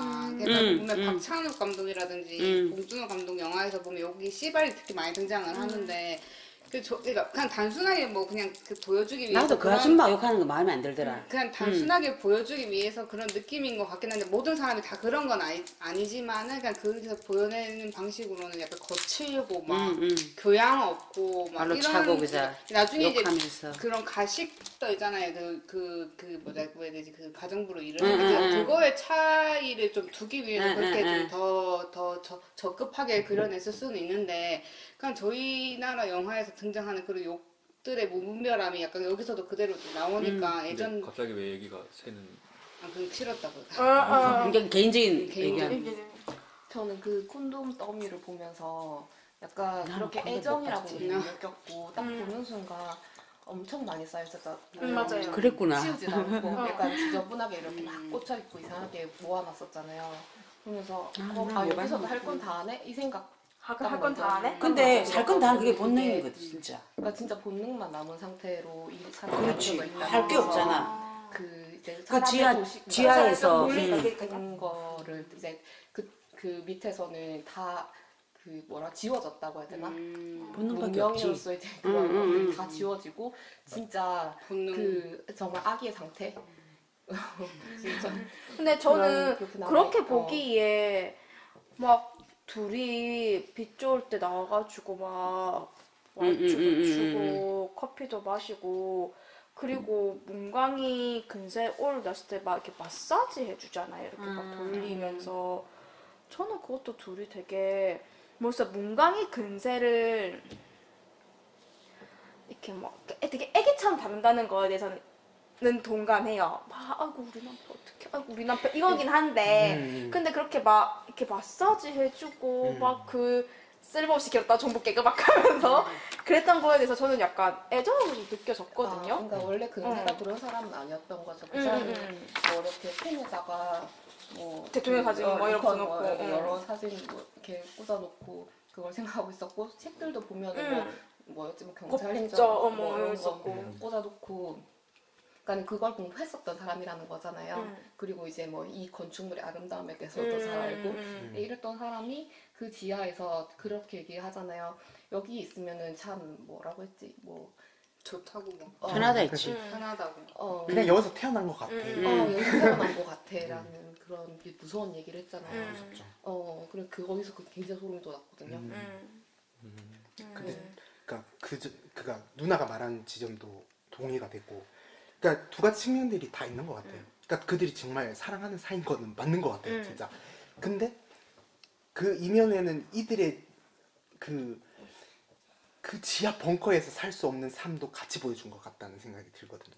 그 삶이 그들은 그렇게 사랑하고 있지만 이런 측면도 있지 않냐? 라는 뭐가 이런 측면? 그러니까 동물적인 본능만 남아 있다. 그건 당연하지. 그 지하 속에서 뭐 하겠노? 근데 그게 너무 당연하지가 아니라 그렇게 될 수밖에 없다는 그런 거지 내 사람들 말은. 그런 욕망과 그런 본능이 있다는 거. 그거는 근데 저는 크게 중요하지는 않다. 그러니까 문광내가 지하에서 살 수밖에 없는 그 현재 상황이 있잖아요. 그 상황이 보면 사업도 망해서 그렇지. 빚에 대만 쫓겨가고 카스테라. 결국은 숨어 산 게 그곳인 거잖아요. 그러니까 그런 게 이제 결론적으로 사회를 그냥 어떻게 히키코모리 같은 그런 느낌. 이게 그러니까 감독이 볼 때는 진짜 우리나라에 온갖 조개구이 불탄 조개구이 확 떴다가 또 사라지고 또 대만 카스테라 확 떴다. 요즘 또 꽈배기 또 등장하더라 또. 우리 동네에 몇 개나 생겨. 그럼 감독이 정말로 예리하게 들이댄 거야. 지하 가족이나 반지하 가족이나 똑같이 카스테라 나왔잖아. 이것저것 다 해봤는데도 결국 다 꼬라먹고 말아먹고 올라갈 수 없는 그러니까 이 결국은 비참한 현실을 결국은 그냥 세상 문 닫고 사는 거잖아요. 어떻게 이 보면. 비참한 현실을 말해주는 거지. 아니, 일단 근데 우리 되게 이도 누나가 이야기했지만, 그래서 언급해주신 근세의 기이한 모습이 너무나 찜찜하다 이런 인상을 받으신 거잖아요. 그러니까 저희는 그 장면에서 느껴지는 뭔가 그런 인상, 뭔가 그 기이한 그런 느낌에 대해서는 많이 얘기를 해봐야겠지만 뭐 일단 지금 좀 정리가 된 건지 모르겠는데 저희가 한국 사회를 기생충 가지고 진단할 건 아니죠. 그 얘기는 그런 얘기는 하지 맙시다. 근데 그 얘기를 봉준호가요 사회 이야기 잠깐. 빼면 없어요. 우리가 맞아. 조금 과열된 것 같긴 한데 지금 아니 계속 얘기가 그렇게 빠지니까 아, 뭔가 그렇지. 영화에 대해서 메타 분석이 아니라 음. 계속 자본주의 한국 사회의 문제 그걸 누가 모르니까. 근데 봉준호가 지리멸렬이라고 단편 영화 있거든요. 그거부터 시작해서 모든 영화가 사회와 연결돼서 아, 그건 그거를 당연하죠. 그려내는 내용이어가지고 그 사람의 작가 세계. 네, 그런 내용을 어떻게 이미지적으로 영화적으로 그 캐릭터적으로 보여주는지가 저는 중요한 것 같아서 그게 중요한데 계속 말을 하는 계속 거죠. 얘기의 흐름이 어떻게 되냐면 지금 이렇게 해서 한국 사회가 기생충에서 한국 사회 문제가 이렇게 보인다 이렇게 뭐 문제가 드러난다 계속 얘기가 이렇게 흐르잖아. 그러면 요 앞에 미술 씨가 그 아까 왜 기괴한 그자 여기 뭐였냐 그 그걸 마무리 찝찝한 정리를 모습? 해야지. 기이한 느낌 어. 좀 해결이 되셨는지 일단 묻고 싶고. 그래 저는 이제 이거를 보고 뭐 해결은 났다고 보지는 않고 그러니까 뭔가 그래도 답을 조금이라도. 네, 근데 이제 제가 말하고 싶은 거는 이 근세를 등장시키는 그 지점이 굉장히 중요하다고 생각해요. 저는 그러니까 글에다가 써놨기는 했는데 그 공간을 찍고 등장하는 거예요. 제가 봤을 때는. 그러니까 뒤에 감춰져 있던 이렇게 어떻게 벽처럼 보였던 어떻게 보면 스크린으로 보였던 그 지하실에서 이제 그 문을 열고 들어가는 순간 완전히 쑥 빨려 들어가잖아요. 그러니까 그 장면이 어떻게 보였냐면은 그러니까 말 그대로 아까 말한 것처럼 스크린을 찍고 뒤에 감춰져 있던 진실을 우리가 보게 만드는 것처럼 보였어요. 근데 그 안에 있던 것들이 너무나 추악하면서도 동시에 이 사람이 사람인데 어떻게 라는 의문을 남기잖아요. 그래서 이제 굉장히 그 부분이 그러니까 봉준호 감독이 왜 그를 그렇게 표현했을까? 그러니까 예, 네. 저 그 기이한 느낌이 그 근세가 등장하면서 이제 기생충의 장르가 완전히 변하는데 그게 변하지. 온전히 이제 근세의 힘이잖아요. 근세가 자아내는 에너지잖아요. 그게 이제 그 기이한 느낌이랑 연결되는 것 같고 또 그 질문해 주신 그 왜 그럼 근세는 그렇게 이상하게 표현되어야 했나? 그렇지. 예, 우리가 처음에 질문했던 게. 이거에 대해서 뭔가 얘기해 볼 수 있겠죠.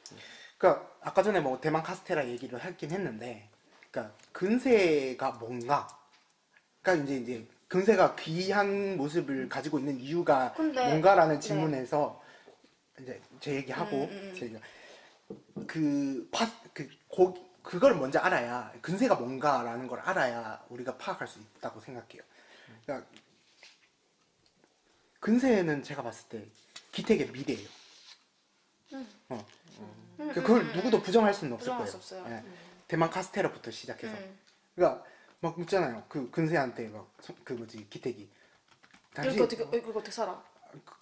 뭐 그러고 뭐 당신 계획도 없지 응. 이렇게 얘기하는데 그 인물 중에서 가장 계획 없는 기택이에요. 인물이 기택이잖아요. 그래서 결국에는 그러니까 뭐 다 보고 나서 그렇게 생각된 걸 수도 있겠지만 기택의 자리는 근세의 자리로 대체될 것이다 라는 것을 이제 누구나 어느 정도 예상할 수 있는 거죠. 그러니까 근데 이제 둘이 되게 닮아 보이면서도 다른 지점이 있다면 근세는 그 밑에서 사는 삶에 만족하고 맞아요. 그리고 뭐 가끔 위로 나왔을 때 행복감을 느끼고 그렇게 살고 있는데 이제 기택의 경우에는 더 처참한 거예요. 더 처참한 거예요. 왜냐면 자기는 살인을 했고 자신은 살인했고 이게 사회에 있는 모든 구성원들에게 질타를 받을 게 뻔하고 자기는 이제 그래서 도망쳐 와서 다른 사람 누구에게도 보이지 않는 숨어서 사는 거예요. 그리고 막 가정부가 상시대기 하고 있기 때문에 자기는 한번 올라갈 때마다 목숨을 건다 이렇게 표현을 하잖아요.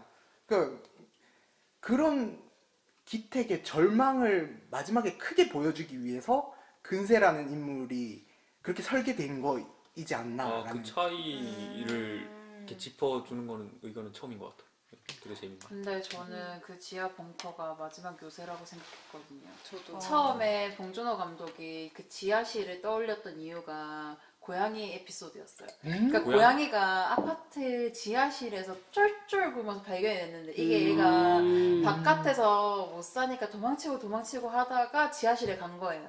네. 근데 이제 뉴스에 약간 나왔던 거지. 이 뉴스에 나왔던 봤다고. 그걸 보고 자기가 이제 딱. 그게 떠올라서 근세라는 캐릭터를 만들어서 그런 지하벙커를 등장을 시킨 건데, 그러니까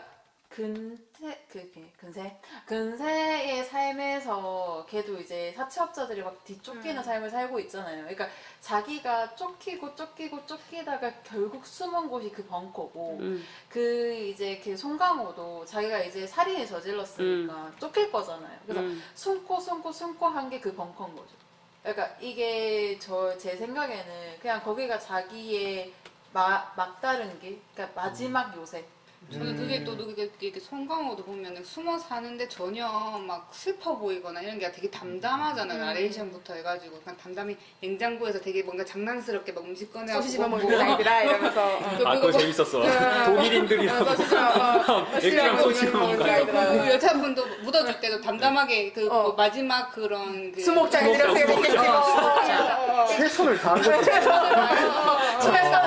저는 그래서 그게 막 저 사람이 정말 끝까지 코미디. 불쌍하다 이 느낌보다는 그냥 그 사람이 살 수 있는 그나마 똥 뭐 좀 편하게 싸고 먹고 싶을 때 몰래 숨어 나와서 먹고 할 수 있는 그래서 제가 전기가 되게 이성적이었거든요. 화장실이 잘 내려가길래. 맞아 신기했어요. 벙커에 소원이 좋더라고요. 네, 화장실이 잘 내려가더라고요. 쑥쑥 잘 내려가고 뭐 지하에 불도 들어오고 나름의 그런 무수 보호로 대화도 하고 뭐 이런 것들 보면 아 이게 저 사람이 이게 그냥 한슬이 말처럼 그냥 막 되게 죄지어서 숨어 사는긴 하는데 뭔가 이렇게 그런 삶이 우울해 보인다는 느낌보다는 좀 이게 밥 먹기 위해서 열심히 살 필요 없잖아. 거기서는 충분히 연명할 수 있고. 그때 행복한 건 아니지만 그렇다고 막 동정을 안타까운 상황이긴 하지만 이제 막 되게 비루하고 비참한 느낌처럼. 그래요? 그리고 저는 송강호가 솔직히 죽을 것 같지 않습니다. 네 어떻게든 살 것 같아요. 자기는 그냥 어떻게든. 나와서 잡혀서 그냥 깜빵에 살지 거기서 죽을 인물은 아니에요. 그렇긴 한데 그 부분에 대해서 저는 좀 짚고 넘어가고 싶은 부분이 뭐냐면 저번에도 이제 그 영화 보고 나서 얘기를 했던 부분인데 송강호는 왜 자수하지 않았을까? 송강호는 왜 자수하지 않았을까? 그러니까 이거는 제가 그 뒤로 많이 고민해봤거든요. 제가 그래도 이제 써놨긴 한데, 근데 그게 이제 저희한테 주는 메시지라고 저는 받아들여졌어요. 그거는. 그러니까 송강호라는 인물이 왜 그럴까라는 질문이 결국은 나라면 어떤 선택을 할까라는 걸로. 자수하면 감방이잖아. 그러니까 감방인데. 그걸 끝이지 뭐. 얼마나 재미가 없노. 살인죄니까. 얼마나 재미가 없노. 그렇게 보시면 좀 위험한 게 뭐냐면 재미 위주로만 보는 게 아니라 이제 이 사람 지하로 들어가야만 돼. 그럼 근데 이 이야기가 왜 들어가면 되는 저는 거죠? 그게 아까 전 똑같은 말이긴 한데 그 계급의 상승 이런 느낌이었어요. 그냥 뭐죠? 그 제어리 계속 드릴게요. 네, 그러니까 제가 하고 싶은 말은 결국 뭐냐면 이 사람은 선택할 충분한 기회가 있었음에도 불구하고 자기 삶에 그냥 나는 이 정도 급이야. 나는 이 정도밖에 안 돼. 라는 그런 패배감에 젖어 있었던 사람인 거예요. 그러니까 오히려 역설적으로 관객들한테 당신은 어떻게 할 거냐 라고 묻는 거라고 저는 생각했어요. 근데 저도 아까 전에 제가 딱 들어왔을 때 이야기하고 있던 게 송강호가 자기의 처지를 잘 모르고 공존으로 살고 있다라고 생각을 하다가 어느 순간부터 버튼이 눌리면서 자기가 기생하고 있던 거구나 이걸 자각을 했다고 말씀을 나누시는 걸 들었는데 저는 송강호가 처음부터 계속 합리화하고 있다고 생각했거든요. 그러니까 자기가 알고 있음에도 불구하고 난 여기에 기생하고 우리 가족 기생하고 있어를 알고 있음에도 불구하고 뭐 이렇게 같이 사는 거지 이렇게 일하는 거지 뭐 이런 식으로 약간 합리화한다고 생각했거든요. 갑자기 뜬금없이 막 아들 니 결혼하면 우리 집 처가댁이니까 괜찮다 뭐 이러면서 그리고 저는 거기 플러스 결혼할 때 가짜 엄마 아빠 불러오시라고 쇼크 먹었어요. 왜요? 전혀 죄의식이 없다 생각이 들긴 했었어요. 그래서 이제 그게 죄의식이 없다는 게 거기서 나왔어요. 그 딸이 김조남이 알바를 했잖아요. 그러니까 자기는 그걸 되게 많은 사례를 보고 나만 그런 거 아니야? 남들은 그래? 막 이런 거지. 심지어 국회도 받았다. 국회 받으면 일단 더 받는다고. 국회 받으면 일단 더 받는다. 그러니까 그 사람들한테 그렇게 속이고 이렇게 이러는 게 중요한 게 진짜 아니고. 그게 현실이다. 그래서 이제 저는 그걸 보면서 합리화하고 있는데 이제 합리화를 하는 것 뿐이지 알고는 있잖아요 본인이. 그러니까 이제 그거를 단계별로 차츰차츰 걸린 거지. 그러니까 알고 자. 있다고 생각하거든요. 마지막으로 여기 이 자리에 없는 민우 씨 글에 보면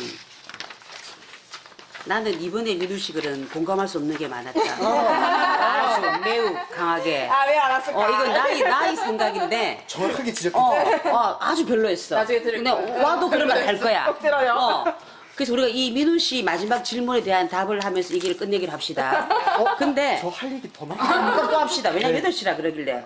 일단은 이제 여기 이 민우 씨 글을 보면 뭐 그 남궁 현자의 존재에 대해서 앞부분 얘기를 했어요. 그래가지고 사실 남궁이라는 거는 뭐 공교롭게 동일해서 이거는 그랬거든. 봉준호가 제일 좋아하는 성이 남궁이래. 네, 자기가 인터뷰 그랬어. 고등학교 때 자기 친구가 하나 있었는데 그 친구가 성이 남궁인데 자기가 애정한대 남궁이라는 성을. 그래서 이걸 많이 넣는데 이제 설국열차의 남궁민수의 존재를 이야기했고 보안 설계자. 그 다음에 또 여기 지금 기생충에서 남궁 현자 파리로 갔다. 왜 파리로 갔을까? 뭐 이러면서 나는 이게 크게 중요하지 생각 안 하는데 그 뒷페이지에 보면 여기서 이제 민우 씨가 쓴 글에 질문이 나와요. 기생충에 등장하는 모든 존재는 봉준호의 조롱을 받고 있다라고 생각을 합니다. 민우 씨는. 나는 뭐 모든 존재가 조롱받는다. 난 이거 정말 동의할 수 없다. 자신의 세계에 등장하는 모든 존재가 조롱받는다면 우리는 그 세계에 애정을 보낼 필요가 없다. 이거지. 그리고 이게 또 이런 경향이 점점 어떤 징후 같다. 감독이 관객과의 게임에서 이길 수밖에 없는 속임수를 설정해 놓고 그 안에 노는 모든 걸 조롱하는 태도. 난 이거 지금 사실 왔으면 어떤 면에서 그렇게 보냐고 물어보고 기분 나쁘게 싶은데 느꼈나 보다. 그랬겠죠. 그래서 이렇게 되면 한국 사회가 냉소적인 태도를 보일 수밖에 없는 사회가 되어버린 게 아닌가. 민우 씨는 결말을 이렇게 냈어요. 그러면 우리가 기생충에 등장하는 모든 존재가 그러면 민우 씨 이 생각을 바탕으로 본다면 사람들이 이 영화에 실제로 어떤 데는 내가 보다 보니까 어떤 극장에는 앞부분 보다가 누가 몇 명이 나가더래. 저도 봤어요. 네. 진짜요? 네. 그래서 봤어. 불쾌해서 나갔대. 그러면 지금 4번 본 재열 씨도 그 봤네. 그럼 이렇게 보면 불쾌해서 나갈 것 같아. 맞아요. 그죠? 네. 기생충에 등장하는 모든 존재가 이 봉준호 조롱을 받고 있다고 이러면 나가버리겠지.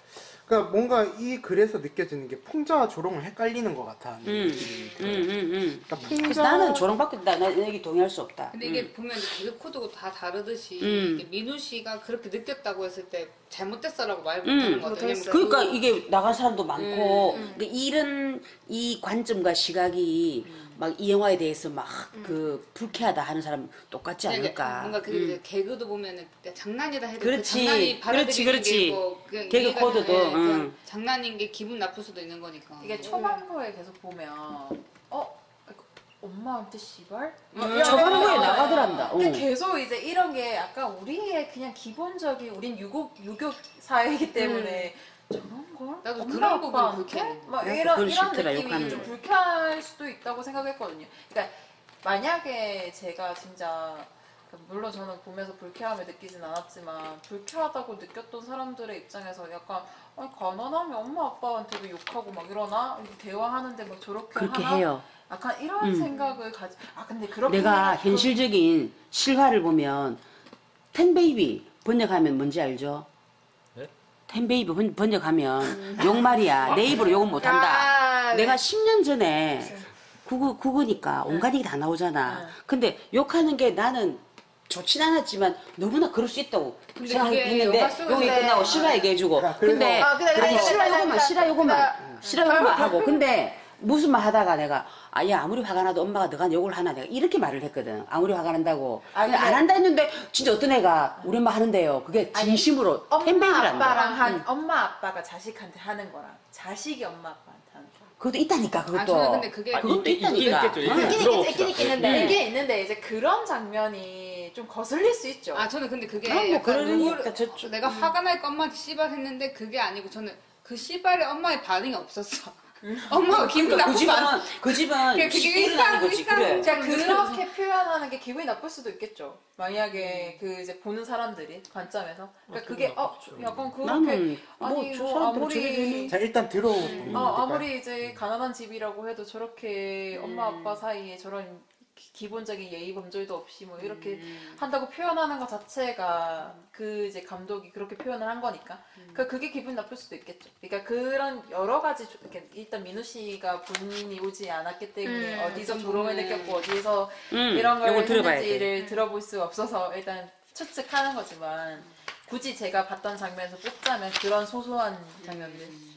근데 이제 저는 기생충을 보면서 굉장히 잘 짜맞춰서 만들었다라고 생각해요. 나도 영리하게 진짜 영리하게 그리고 되게 굉장히 영화적으로 그리고 끌지 않고 되게 장면마다 장치를 잘 넣었다고 깔끔하게. 생각을 했거든요. 그러니까 왜 차 중에서 저 이제 그 가정부는 다 잘 좋은데 밥은 너무 많이 먹고 그러고 나서 이인분, 바로 이제 걔가 이인분. 나타났고 이제 나타나는데 저 불은 가끔씩 저래 했는데 못 쓰고 그러니까 그런 장치들이 되게 좋았어요. 그래서 그거를 비판해야지, 비난해야지, 약간 모멸감을 느끼게 해야지 만든 게 아니라 그냥 자기가 생각하는 한국 사회의 그런 문제를 되게 단편적으로 영리하게 탁탁탁 나도. 보여준 느낌. 근데 여기 나도 그게 완전 동의하는데 민우 씨는 또 뭐라고 했냐면 여기 보면 있잖아. 기후가 이쁘러처럼 말하는 상징적이네요. 이것도 인간들을 조롱하는 말을 내뱉고 있다. 나 여기 동의할 수가 조롱이 없어. 많네. 저는 오히려 어떻게 생각이 드냐면 이게 이거 상징적이네요 라는 말을 했을 때 그냥 저는 기우의 캐릭터가 보였어요. 그러니까 기우의 캐릭터가 보였어요. 왜냐면 기우야말로 이 영화에서 의미를 찾는 유일한 사람이에요. 맞아요. 기우는 이거 상징적이네요 막 이렇게 생각하고 뭐 또 기사식당에 이거 상징적이네요 이렇게 얘기하고 또 그리고 또 상징 되게 좋아. 민혁이라면 어떻게 했을까 뭐 이런 말도 하고 또 물어보자 기호가 아빠한테 아빠 계획이 뭐예요? 아빠 이게 계획이 뭐예요? 유일하게 이렇게 생각하는 존재. 그리고 아니 나아가려고 하는 의지가 있었어. 그리고 또 이제 그 산수경색에 대해서 고민하잖아요. 산수경색이 뭘까? 이게 왜 그리고 되게 의미심장한 그런 상징적인 말들을 뱉어요. 나한테 달라붙어 이렇게 얘기하고 그러니까 더 밑으로 내려가야 돼 뭐 이런 식으로 얘기를 하고 뭐 그런 걸 봤을 때 이 인물이 이 전반적인 이 현상들이 왜 일어나는가 나한테 왜 이런 일이 발생하지에 대해서 고민을 하고 있는 게 있다고 봐요. 그래서 저는 마지막에 이 기우가 카메라를 응시하면서 끝나잖아요. 근데 그게 어떤 혹자 사람들은 그게 관객을 쳐다보면서 이게 당신이라면 어떻게 할 거야 라고 인식할 수도 있겠지만 그럴 수도 제 있겠지. 입장에서는 어떻게 보였다면 그 자신의 운명을 이리저리 이렇게 만들었던 그러니까 비유적인 거예요. 그러니까 직설적인 게 아니고 너는 대체 무엇이냐 라고 묻는 것과 같은 그 카메라 넌 뭐냐 이렇게 묻는 거 카메라 넌 뭐냐 라고 묻는 것처럼 보였어요. 그 관객이 한테 그러니까 관객이라기보다는 아니 기우가 카메라를 보고 카메라에- 너는 뭐지? 그렇게 말하는 그래 거. 뭐 그러니까 저는 되게 기우가 보면 뭔가 시선들이 다 의미심장한 느낌이 계속 나더라고요. 뭔가 보면. 그리고 기우가 틈틈이 얼굴 클로즈업이 들어갈 때마다 표정이 되게 바뀌어요. 눈도 바뀌고 약간 인상도 좀 바뀌고 고민하고 있고. 그러면 지금 갑자기 확 넘어가 버렸는데 이걸 좀 정리를 해보고 넘어가 봅시다. 그러면 이 민우 씨의 글의 그 마지막에 그 질문들 조롱한다라고 보는 것들 그렇게 볼 수도 있다. 그렇게 보는 사람들 들어 있다. 저는 어느 정도 동의인 것 또 같아요. 동의해요. 근데 제가 이유는 쓴- 모르겠지만 이유- 있다. 저는 근데 그거 생각했는데 몇몇 부감샷들 예, 이러다 부감샷. 그거에서 또 조롱을 느끼지 않아. 민우 씨가 없으니까 못 물어보겠는데 거기서 부감이 또 어디 쓰였죠? 그거 그러니까 말씀하세요. 전 봤던 게 일단 기택 이거 할 때. 그러니까 일단 그때가 둘 다 부감이었었고 물난리 난 다음에 그거 그 골목 골목 그 그거 끌고 올 때 부감이었고. 그때 부감이었었고 그때 그 장면 그 얘기하는 분들 좀 많긴 많더라고요. 부감이. 그- 또 네. 있는 게 박 사장 죽고 기택이 도망갈 때. 도망갈 때 그때도 부감이었고. 그렇지. 그러니까 그런 순간들이 부감이기 때문에 봉준호가 다루는 시선에 대해서 왜 부감이라는 게 보통 가지고 있는 뜻이 약간, 있으니까 그래서 그걸로 많이 연결짓기도 하더라고요. 그렇겠네. 차라리 그 연결은 좀 그 납득이 가요. 납득은 가요. 납득은 가요. 납득은 가요. 그 시선이 되게 좀 불편했다라고 말하는 게. 박찬욱식. 근데 부감 자체가 위에서 찍어내리는 느낌이니까 충분히 뉘앙스로. 근데 이제 뭐 송강호가 도망치는 장면 같은 경우에는 아무도 못 봤는데 그 장면을 사파해서 이제 보여주는 장면이었으니까 약간 이제 작가 시점에서 보여주는 거라서 괜찮은 것 같고, 저는 약간 그 이제 홍수가 났을 때 부감으로 그 동네 전체를 이렇게 쭉 훑어줬던 거는 이 동네와 그 거기서 홈파티를 하고 있는 그것에 대한 극명한 차이. 대비. 라고 생각했거든요. 그러니까 그렇게 적나라하게 보여주는 거죠. 이 사람들은 물란비나가 나가지고 체육관에서 쌓여져 있는 옷에서 그나마 괜찮은 거 고른다고 이렇게 하고 있는데, 여기서는 홈파티 하는데, 그 심지어 거기서 전화를 받잖아요. 우리 홈파티 하는데 와주면 좋고. 그러면서 이제 막 쇼핑하는 장면도 나오니까 선물 필요 없는데 이러면서 막 약간 그런 거를. 그래서 나중에 민우 씨가 오면 이 말에 대해서는 반드시 물어볼 거야. 기생충에 등장하는 모든 존재가 사실상 봉준호의 조롱을 받고 있다 해도 과언이 아니다. 이까지는 아닌 것 같아. 그래서 그렇지, 이래 조롱받는다면 감독에 대해서 우리가 애증이라고는 아니지. 그건 전혀. 그 나중에 직접 물어볼게. 다송이는 이게 그 뭐지? 방수 텐트에서 진짜 평온하게 깨끗하고 말갛게 깨는데, 그 송강호네는 완전. 그러면 이제 재열 씨가 하고 싶다는 걸 한 2가지만 해야 할 것 같습니다. 네, 뭐. 졸지에 내가 사회 보고 있다 지금. 아, 그러네요. 민우 씨 그림. 그리고 저는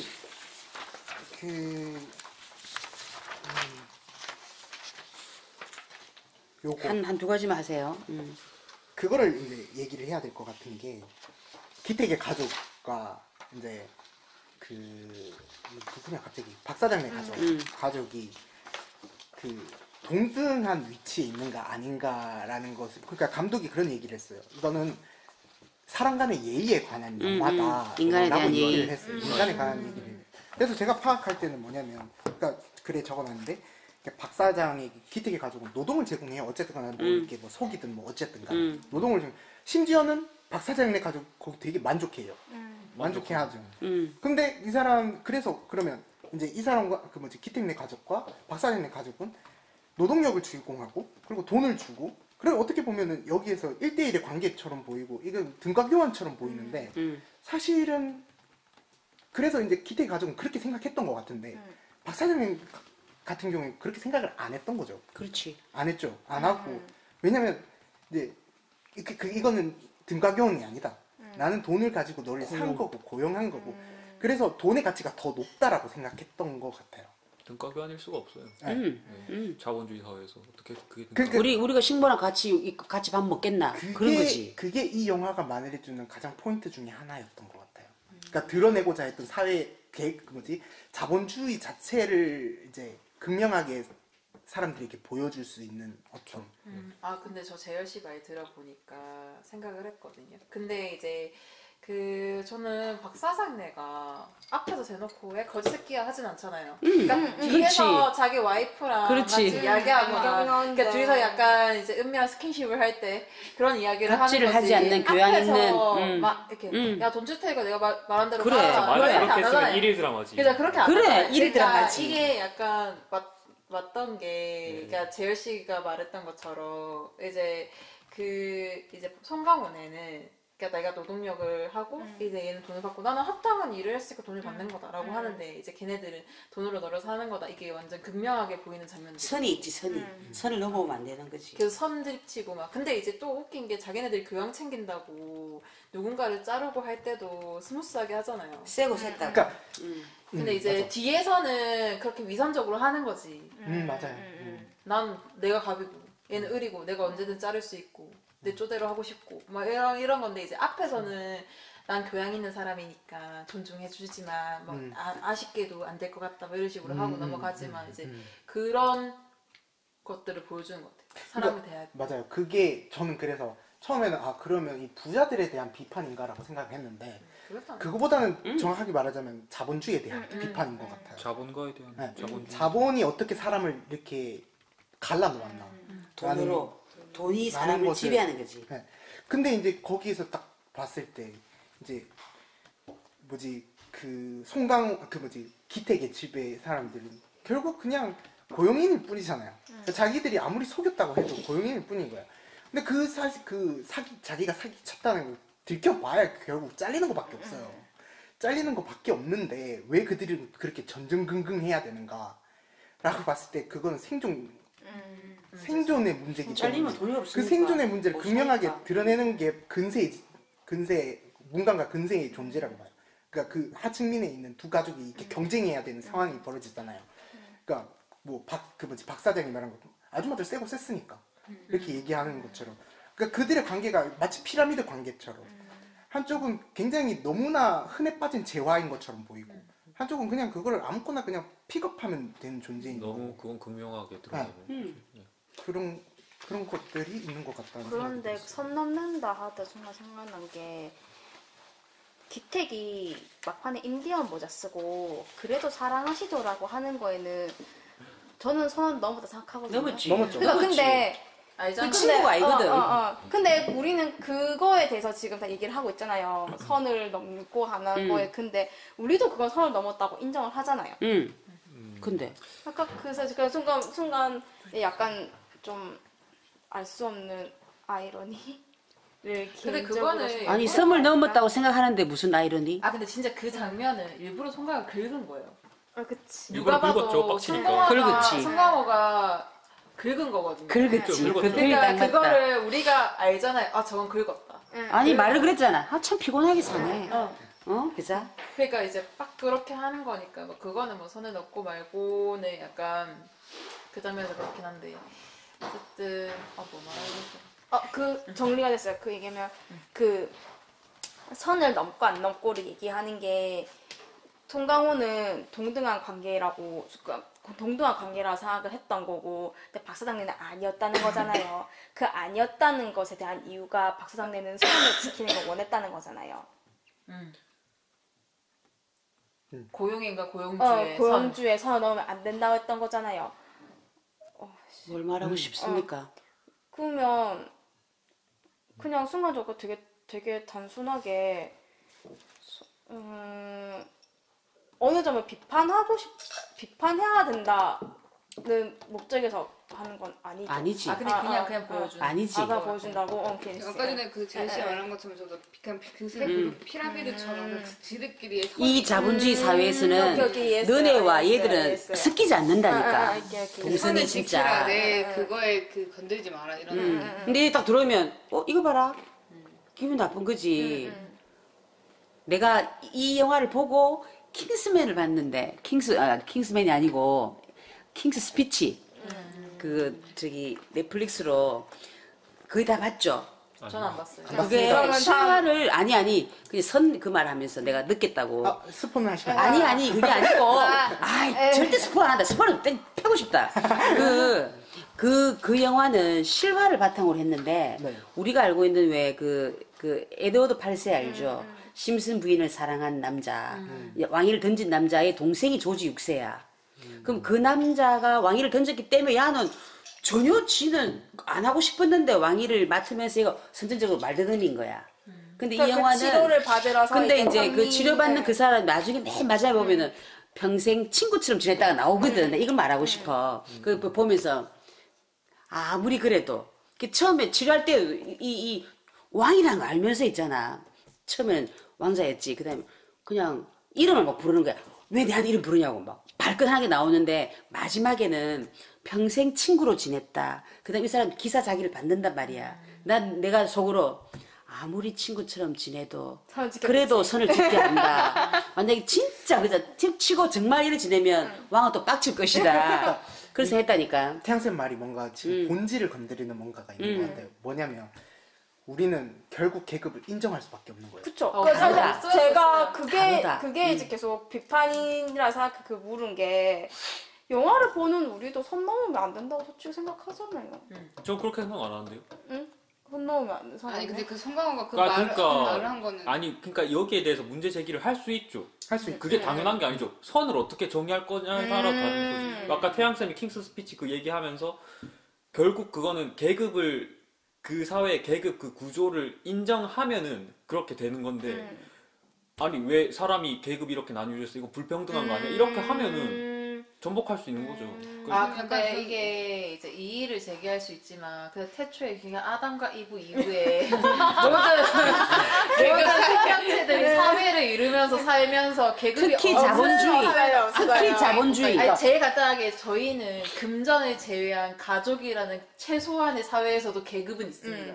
심지어 공산주의에도 계급은 없어요. 있어요. 아, 이게 없을 수가 없어요. 없어요. 그러니까 물론 아니 계급 이건 잘못된 거 아닙니까? 할 수는 있어요. 할 수는 있지만 없을 수가 없다라는 걸 이미 우린 알고 있는 거니까 그걸 보면서 아씨 건드렸다. 나는 이렇게 근데 생각하는 그게 건드린 게 근데 그 포인트가 그냥 자기도 그 이성균이 자기 건드리는 말을 했잖아 자기한테. 근데 그런 거에 똑같이 친구 같은 느낌이었는데. 그리고 저는 약간 아쉽다면은 그 선이 넘는 그게 기준이 좀 미묘했어요. 그거는 누구든지 건드리면 안 되는 선 아닌가? 사람 아니요 하나 근데 어쩌나 잠깐만 하는 이건 친구가 근데 있잖아. 그러면 그거잖아요. 기생충 보고 기분 나쁘고 불쾌하다는 게 그러니까 그건 관객의 공포심이죠. 나는 박 사장의 위치를 고수하고 싶다. 나는 기택처럼 떨어지기 싫다는 공포감이 발로해서 그렇게 느끼는 거죠. 그래도 그럴 선을 수도 넘으면 있죠. 안 되는 거 아닌가? 이렇게 되는 저는 거죠. 그렇게 생각해. 또 있는 사람들이 왜냐면 봤을 그래도 때 박 사장이고 싶으니까 자기들.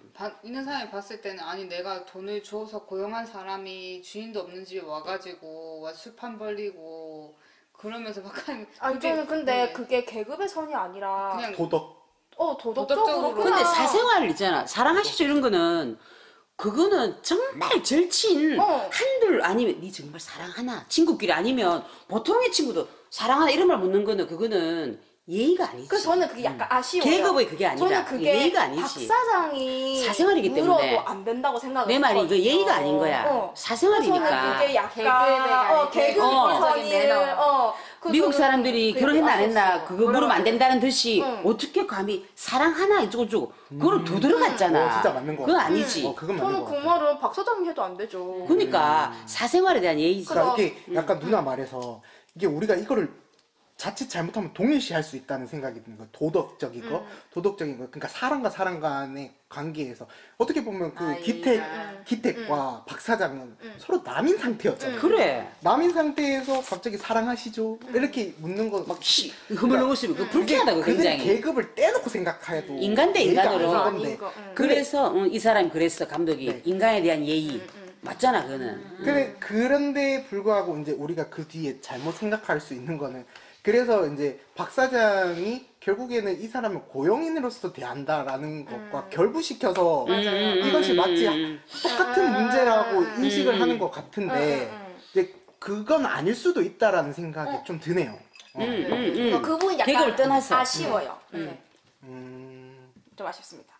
네, 뭐 그래서 계급을 떠나서 인간의 예의, 관계에 대한 예의. 네, 저는 이제 막 인간관계 이야기가 나왔으니까 약간 생각했던 건데 저도 본 글인데 이게 누가 봤을 때 그 박사장면은요, 그러니까 조 여장이 입으로는 애기들을 엄청 생각해요.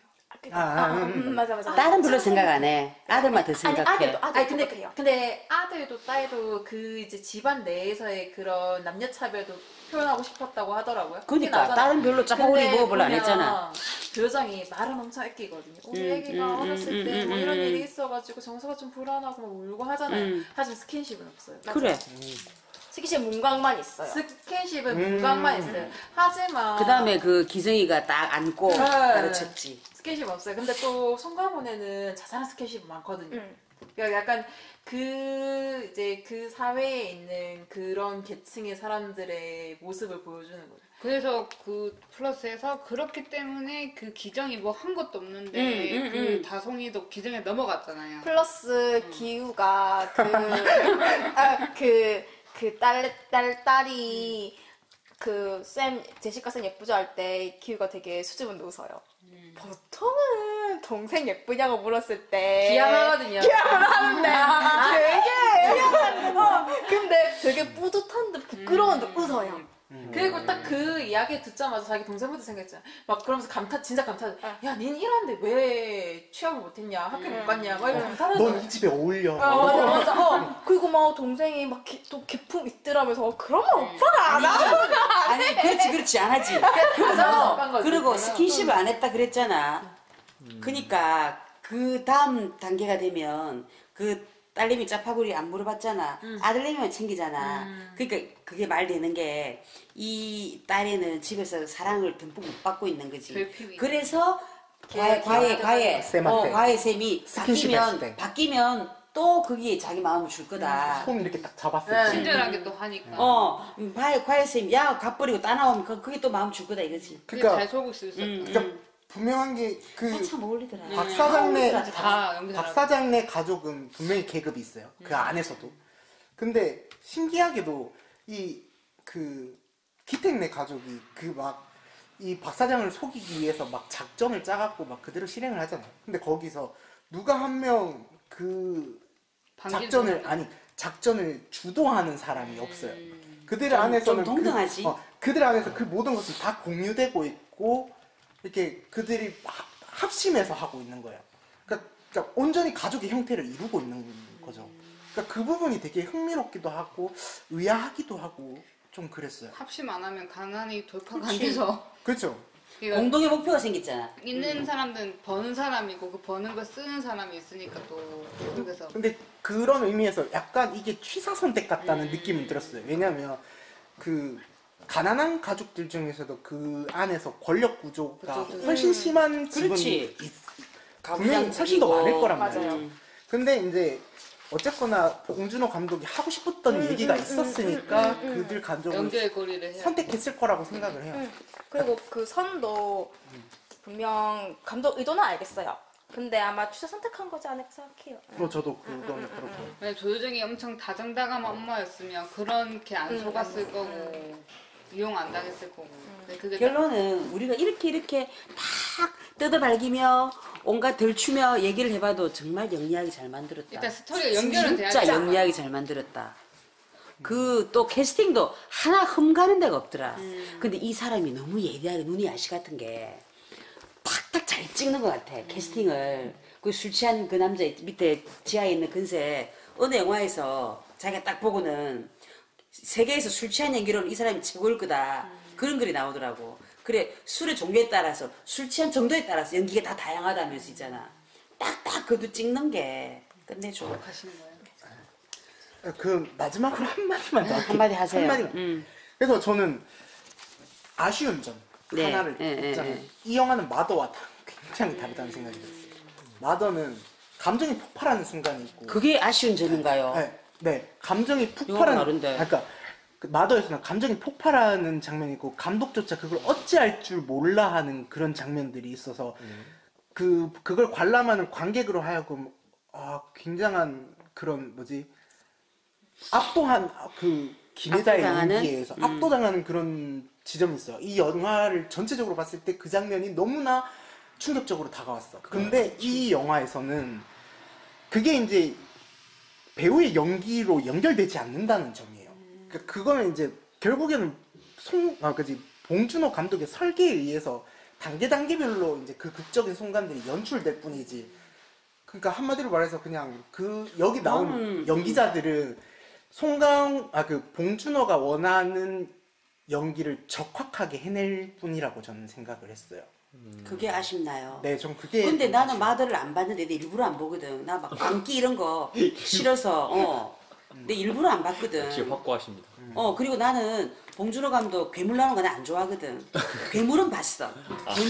괴물은 봤는데 내가 좋아하는 취향이 옥자이는 딱 안 좋아한단 말이야. 네. 그래서 아무리 성을 쳐도 그 대충 봐도 그것도 내한테 안 다가오고. 근데 요런 내용 자체는 처음부터 너무 막 끌리는 거야. 이거 꼭 봐야 되겠다. 처음부터 그랬는데 그래서 내가 말하고 싶은 게 아쉽다고 했는데 이거는 마더는 이미 영화 자체가 봉준호 감독이 김혜자의 얼굴에 있는 국민 엄마라는 자상한 얼굴 뒤에 감추어진 자기는 광기를 봤다. 그 광기를 끄집어내고 싶었다. 광기를 다루니까 당연히 팍 폭발하지. 그러니까 그거는 이미 다 사회의 기반을 두고 있긴 한데 이게 마더는 뭔가 엄마라는 그런 완전히 모성애 왜 그런 거에 어떤 초점을 해서 한 거. 그 초점이 그러니까 그거는 당연히 폭발할 것이고 이거는 그런 폭발할 그건 아예 없지 않나요? 아예? 그러니까 아쉽다고 하는 건 안 맞다고 생각한다.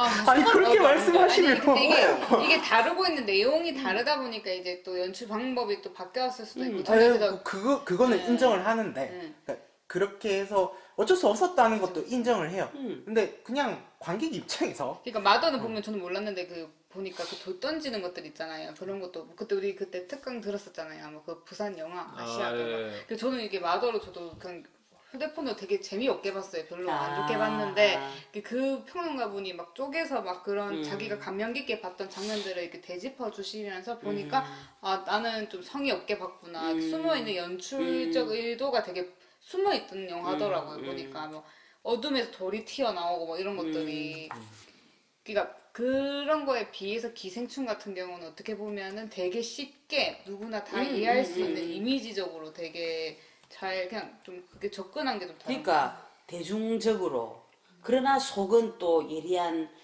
사회 현실 비판이 안 돼 있고 대중적인 느낌은 다 있긴 맞아. 있는데 전 몰랐는데 그 괴물 같은 경우도 이제 그 부감 그런 걸로 되게 다르더라고요. 보니까 그 매점에서 고화성한테 뛰어가는 그 송강호의 그 씬이 카메라가 되게 장난을 많이 친 거더라고요. 보니까 그 거리감, 그 좁힐 수 없는 그 딸과 아빠의 그 거리감을 표현한 거더라고요. 그러니까 그런 좀 약간 연출적 기술이 좀 있는 거야. 그리고 봉준호가 또 사회학 전공이래요. 사회학과 그러니까. 사회학 모른다 하더라.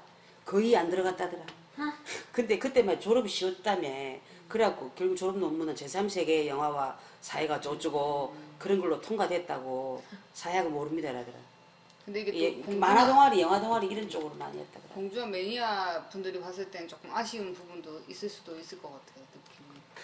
뭐 어쨌거나 저는 그러니까 이 영화는 나도 되게 좋게 봤죠.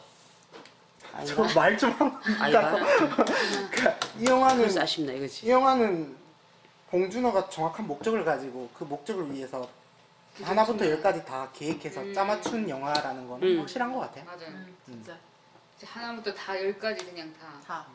그러니까 이게 탁탁탁탁 하고 막 이러는 너무 영리하게, 너무 깔끔하게 잘 계산된 그런 영화. 그래서 저는 이제 생각하는 게 그런 영화에 대해서 의문을 가질 수 있는 사람은 존재할 수 있다고 봐요. 왜냐면 왜 영화가 다 그렇게 감독의 의도에 의해서 다 짜맞춰져야 되는 거야? 왜 순간적으로 튀어나오는 그런 예리한 현실감은 없는 건가? 그건 좀 말 된다 진짜. 네. 너무 그게 민우 이거는 씨가 지적하신 거잖아요. 누가? 민우 씨가 지적. 너무 이렇게 영리하게 깔끔하게 설계된. 설계된. 그러니까 그 헐리우드 영화 보면 그런 느낌 되게 많고 너무 깔끔하게 그쵸. 이게 완전히 좀 그런 느낌은 많다. 근데 여러 방법에서 자기가 그걸 채택했고 그걸 선택한 것 같은데. 그러니까 저는 그걸 이제 보여주기 기생충으로 자기가 하고 싶은 말을 굉장히 잘 했다고 생각해요. 그 지리멸렬이랑 되게 전 연결이 많이 되더라고요. 그거 보면은 약간 좀 풍자, 그 어떻게 보면 조롱 같은 느낌이거든요. 지뢰멸렬이 그거지. 우유패. 진짜 조롱하는 느낌? 나중에 결국은 아, 그거 재밌어요. 응. 왜 재밌어요? 지리멸렬은 뭐가 어찌하여 어떻게 된 영화인데요? 그거 올레 TV 혹시 보시나요? 그래, 제가 보내드릴게요. 네. 자, 아니 여기 그 벤즈에 올려주세요. 잠깐만 그러면 하면 녹음 중이야. 녹음 중 우리 유튜브에 거기에. 올라갈 거거든요. 우리 거기에. 편집. 그럼 우리 아. 마무리합시다. 네네. 그럼 우리 그 대충 그걸로 다 끝난데 지금부터 영리하게 잘 만든 계산된 그러면서도 아쉽다. 응. 그러니까 뭐 한마디로 딱 요약을 하자면 봉준호의 영화적 스피치 실력이 뛰어나다. 뭐 그렇게. 영화적 뭐. 스피치. 거기에 대사 아직 의문이 있어서 크게 동의는 안 합니다. 어디에 이번 의문이- 씨 얘기만 못. 나중에 이게 술자리 하면서. 어디에 의문이 그러니까 요까지 듣자. 그러니까 이게 기생충이 정말 아기가 딱딱 맞아 떨어지고 한데 이게 민우 씨가 얘기한 것처럼 이게 진짜 잠시만요. 어디 있어?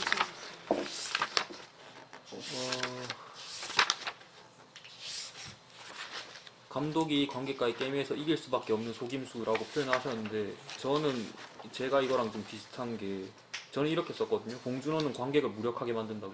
그러니까 너무 잘 해놔서 저희 얘기하는 것도 보면 다 언어도 그 영화 안에 있는 언어로 다 얘기가 자연스럽게 그렇게 되고 있고요.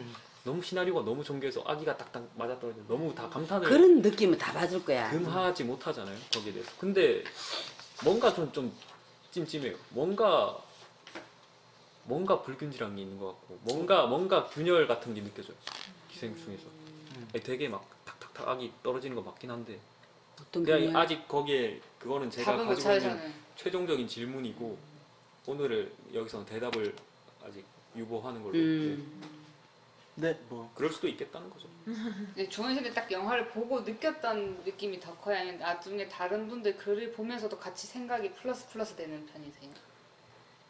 제가 기생충 일단 2번 봤는데 처음 봤을 땐 이 느낌이 어땠냐면 되게 봉준호 감독이 상징을 만드는데 주저함이 없네? 이런 생각이 들었는데 그게 좀 찜찜했어. 근데 2번째 봤을 때는 아 그건 아닌 것 같다. 근데 아니라면 왜 아닐까? 이제 여기까지 온 거고 이제 그 답은 이제 제가 천천히 찾아야 되는 거고. 근데 조원실 영화를 계속 보면서 남의 글 보면 안 좋더라고요, 보니까. 그래. 무슨 말이에요? 그러니까 영화를 제가 원래 저희가 계속 수업 들으면서 들었던 이야기 뭐냐면 자기가 글을 쓴다, 뭐 영화에 대해 글을 쓸 때 있어가지고 남의 글을 보지 말래요. 자기 생각이 조금 희석될 수도 있고 그 사람의 그 글에 있어요. 네. 약간 휘말리는 동화되는. 휘말리는 그러니까 저도 살짝 보는 편이긴 한데 저는 어휘력이 좀 많이 떨어져가지고 근데 이게 좀 그럴 수도 있죠. 막 그래서 더 혼란에 빠지고 막 이게 생각하는 게 너무 다 다르니까. 난 혼란이 안 빠진다. 그게 뭐 여기서 딱 근데 정한다. 결국에는 내 의견을 다 정리하고 나면 다른 사람 얘기 들어보면 재밌잖아요. 나는 어떻게 보냐면 이 사람 얘기보다 나 여기서 동의할 수 없다고. 선생님 이건- 고집이 있으시니까. 난 그렇거든. 결국 난 동화되지 않아. 그리고 요거는 이렇게 볼 수도 있겠구나. 저는 있지만. 글을 좀 덜어 찾아봤거든요. 근데 제가 받은 인상이 뭐냐면은 다 이게 영화 얘기하는 게 아니라 그냥 다 자기가 인문학자고 사회학자예요. 맞아. 그런 거는 뭐 읽으나마. 나도 특히 혹시 이런 그렇게 소재, 보이나? 특히 이런 소재. 나도 막 그 운명이다 막 이런 거. 근데 봉준호가 너무 그 주제를 명확하게 딱 던지니까 제시를 던져. 이게 얘기거리를 많이. 네. 대중이 너무나 쉽게 얘기할 수 있는 그런 글감. 그러니까 제가 조원 씨가 느끼는 찝찝함의 원인은 그러니까 우리 막 굉장히 정교하고 굉장히 완벽한 작품을 본다고 가정을 했을 때 저희는 그런 거에 찝찝함을 느끼게 돼 있거든요. 그러니까 사람 심리가 그렇대요. 너무 완벽하면 또 심리학적으로? 찝찝함을 느낀대요. 맞아, 완벽할 수가 네, 없잖아. 완벽하면 찝찝함. 세상에 완전한 삼각형은 없듯이. 그러니까. 그래서 그런 약간 너무 완전한 걸 봤을 때 약간 기시감과 찝찝함이 느껴지는 거죠. 그러니까 그런 종류의 네, 좀 찝찝함이잖아요. 아직 그런 거. 그러니까 정의할 조금 수 없지만 다가온다. 그걸 좀 찾아야 돼. 좀 걸리는 장면도 좀 동의가 있긴 간다. 하지만. 그런데 나는 영화를 보통 2번 안 보거든요. 네. 왜냐하면 내가 그을린 그 사랑 정말 좋게 봤거든. 드니 빌레브. 그거 보고 저도 너무 좋게 봤어요. 정말 그 영화는 일어서갖고 막 김밥 치고 싶었어. 그 정도로 완전 이랬는데 아직 안 봤습니다. 부끄러워서 내가 안 일어났단 말이야. 그 영화를 너무 좋았는데 한 근래 몇 년 동안 좋았는데 나중에 학교 쌤들 모아놓고 학교에서 틀어줬거든. 그 쌤들이 막 너무 좋다고 하는데 2번째 보니까 그 막 끌고 막 좋았던 게 약간 가라앉는 느낌이 드는 거야. 그러니까 난 책도 그렇더라고. 처음에 너무 좋았던 걸 옛날에 그 다자요사무 사양 옛날에 너무 좋았는데 한참 뒤에 보니까 또 그 느낌이 싹 가라앉는. 그래서 2번 안 보는데 이 영화는 이상하게 한 번 더 보고 싶은 거야. 그런데 네, 이 영화는 좋은 영화가 있고 안 이 좋은 영화가 영화는 있고 버닝은 이제 갈수록 야 생각하기 많아가지고 정말 잘 만들었구나 이랬고 이거는 한 번 더 보고 싶은 느낌이 들더라고 이상하게. 태양 쌤 네. 말씀하시는 게 이게 이 얘기가 어디로 흘러갈까 막 이렇게 하려고 했는데 결국 제 자리를 딱 찾아갖고 이렇게 막 근데 말씀하시는 게 그리고 봉준호 화법인데요? 아니요. 그리고 나는 봉준호 영화를 내가 그랬죠. 옥자도 안 보고 안 본다 했잖아. 괴물 나오면 안 볼 거고. 근데 이 사람 영화를 좋아한 편도 아니었어. 근데 이 영화는 야 정말 잘 만들었다. 그러면서 아까 왜 막 너무 깔끔한 그런 글이 있는데 그럼에도 내가 좋다는 이유 이걸 좋아. 왜냐하면 황금종려상 받은 것 중에 암호를 보셨나요? 아니요. 아싸라. 그 내용은 알죠? 네, 스포하셨잖아요. 아니 쌤이 스포하셨어요. 아모르. 네, 그러고 막 지금 아니 치매 걸린 부분 아니야. 몇년 전 건데 뭐 이러면서. 그거 아니다. 전 모릅니다. 아니야 스포 안 해. 저도 몰라요. 그거는 아, 무슨 소리예요? 저 아니야. 우리 녹음 파일이 있어요. 아니 그냥 꼼꼼한 거 아니 아니에요? 기사에 보면 이 영화는 뭐만 내용이 다 나오잖아. 나 그까지만 얘기한다니까 두 줄로. 아니, 녹음돼 있다니까요. 그까지만 얘기한다고 재미없다고. 네. 그게 아. 황금종상 받았는데 그 치매 걸린 부부 뭐 하나 이렇게 그 진지한 아니네요. 사랑이다. 그거 아니 나는 항상 신문에 나온 두 줄만 얘기한다. 아, 저는 기억 안 나요. 저도 기억 안 아니 기억 안 그래서 예를 들어서 이것도 그렇잖아. 뭐 계급이 벌어지는 이야기를 담았다. 이거까지만 얘기한다니까. 그런데 그거 황금을 받았는데 난그 영화 막 진정한 사랑의 무엇인가 막 극찬을 받았는데 난 별로였거든. 너무 별로일 수 그랬기 있죠. 때문에 그럴 수 있죠. 너무 그랬기 때문에 별로고. 그리고 또 내가 몇 번 얘기했다. 그 내일로 가는 시간 마리온 꼬띠아로 나온 거 무슨 형제가 만든 다르덴 감독 형제. 내일 그거 가는 칸 황금종려상이야. 나는 보면서 다큐 3일이네. 다큐 3일을 찍고 있구나. 정말 재미없었거든. 저는 굉장히 좋았어요. 그러니까 나는 다 다른 그게 거지. 내 취향이 너무너무 저거 너무 재미없다. 근데 같은 황금종려상인데 어느 가족은 그까지는 아니다 싶고 이거는 야 정말 잘 만들었다. 다시 본론으로 돌아온 거죠. 라고 느꼈습니다. 라고 느꼈어요. 끝을 결코 잊지 않으세요. 그러니까 내가 무슨 얘기를 해야 된다라는 걸 결코 잊지 않고 그때 딱 돌아온다 이거. 이렇게 막 이렇게 아니, 막 저 도로가 이렇게 쫙 나 있으면 차가 막 이렇게 가다가 막 차를 돌아오지. 그렇지. 바로 그 하고 차를 딱. 나 안 까먹는다. 그래갖고 막 예를 들다가 사람들이 그게 딱 주차. 정위치. 대단하십니다. 그 생충 내용이 모든 그 다른 그 세상 사람도 봐도 이제 공감되는 그러니까 칸에서 인정받은. CNN인가 타임즈에서 이거 청소년이 봐야 되는 영화. 오. 이거 교육적으로? 청소년이 봐야 되는 영화라고 어. 발표했어요. 처음에 칸 종려상 받았을 그거는 때. 교육적으로 본 거다. 그러니까 그런 거죠. 이런 와. 계급 사회, 이런 인간에 대한 자본주의 예의, 사회. 인간에 대한 존엄성. 그래서 괜찮네. 청소년 이런 하긴 15금이니까. 야 오늘 근데 되게 좋은 게 편집만 잘하면 잘해보세요. 오늘 마무리하셨어요. 그러니까 우리 얘기들이 지금 나온 게 되게 재밌는 얘기들이 생각보다 되게 많아요. 네, 저도 깜짝깜짝 놀랐는데. 좀 솔직히 처음에는 막 약간 얘기가 자꾸 어디로 가려고 막, 처음에. 막 그랬는데 일단 나온 얘기들은 되게 재밌는 얘기들. 그러다 뒤에는 본의에게 약간의 사유를 했다. 그래서 이 영화의 좋은 점은 몇 시간 떠들 수 있다는 점. 누구나 맞아요. 얘기할 거리. 나 김기덕 되게 안 좋아하는데 밥 마시고 그런데 김기덕이 한 말 중 괜찮은 말이 있었어. 뭐요? 그 피에타로 상 받았을 때 내 김기덕 안 좋아하지만 난 또 어느 정도인데 보러 가줘야지. 보러 갔어. 피에타는 되게 잘 만들었더라고. 피에타 내가 진짜 인정한다. 나 되게 잘 만들었더라. 맞아요. 영화로. 근데 그때 수상 소감에 그런 말을 했거든. 김기덕이. 영화를 보고 나면 그 자기가 이탈리아에서 할아버지와 뭐 젊은 손자 젊은이들하고도 같이 영화를 보고 몇십 분을 얘기할 수 있는 그런 걸 보고 너무 부러웠다. 나도 그렇게 생각하거든. 피에타 그런 장면 충격적인 게 있어가지고. 아니 영화를 보고 나서 이제 그건 그렇지만 얘기할 수 있는 피에타는 그 다른 말만 영화로. 좋아. 이게 기생충 같은 경우는 진짜 얘기를 많이 할 수 있잖아. 씹고 뜯고 맛보고. 진짜 아, 씹고 뜨고 피에타는 맛보고. 뭔가 다시 태어난 곳으로 들어가는 느낌이 들어. 나 되게 영화는 잘 만들었더라. 참혹하지만 어차피 안 볼 참담하고. 거니까. 저도 안 봐요. 그러니까 뭔가 나를 소비하지 않아. 아, 내가 이만큼 성장했는데 그냥 날 자궁 속으로 그냥 밀어넣는 것 같은 그런 너도 느낌이 그걸 들어요. 느꼈어. 저만 그런 거 아니구나. 나는 뭐 싫어. 어쨌든 네 마무리는 김기덕 욕으로 끝났습니다. 그러네요. 아니지. 아, 잠깐, 마무리는 마무리 이거지. 이렇게 하면 안 되죠. 아니지. 마무리는 그래서 김기덕의 뭐 그 괴물 같은 거 다 싫지만 그리고 영화 세계도 난 싫지만 우리가 한편 영화를 보고 나서 이 남녀노소 떠나서 같이 얘기할 수 있다는 거 그런 깊이 그게 중요하지 않나요? 태양쌤 화법에 정말 좀, 감탄을. 좀, 네. 멋있게 마무리해볼게요. 그러니까 네. 애들이 그 영화를 보고 나서 내가 항상 어떻느냐고 물어본다고 맨날 그 다음 줄 옆으로 하면 근데 그게 말을 못해. 근데 그 한편으로 김기덕이 성격이 진짜 치졸하고 쪼잔하고 뒤끝이 있는데 그건 우리 예. 뒤에 가서 얘기합시다. 아, 네, 김기덕 가지 마요, 이제. 그래 가지 말자 하지 기생충에 말자. 집중합시다. 아니 그래서 영화를 보고 나서 어떻느냐고 물으면 대중 영화를 물어도 애들이 말을 못한다고. 그래서 내가 하는 말이 부모랑 나같이 봤대. 울산이 전국에서 2위거든. 임금일도 따지면 영화 많이 보는 게 대중영화 되게 많이 보는데 아, 그러면 네, 우산이요?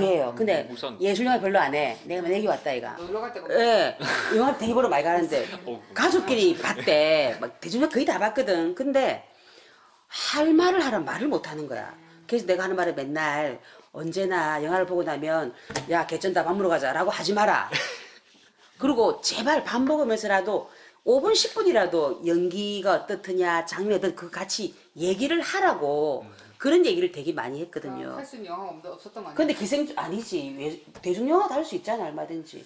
그런 면에서 이 기생충은 겹겹이 아주 할 얘기가 많은 풍부했던 대중영화다. 좋은 다시 영화였습니다. 주차를 탁. 우리 이제 그만 그만. 디프리 갈까요? 오케이 끝냅시다. 태양님 앞으로 사회 하셔도 이렇게 마무리 너무 잘해주시고. 나 요약 잘해 원래. 아 진짜. 네, 그러면 마무리 하겠습니다. 수고하셨습니다. 네. 고맙습니다.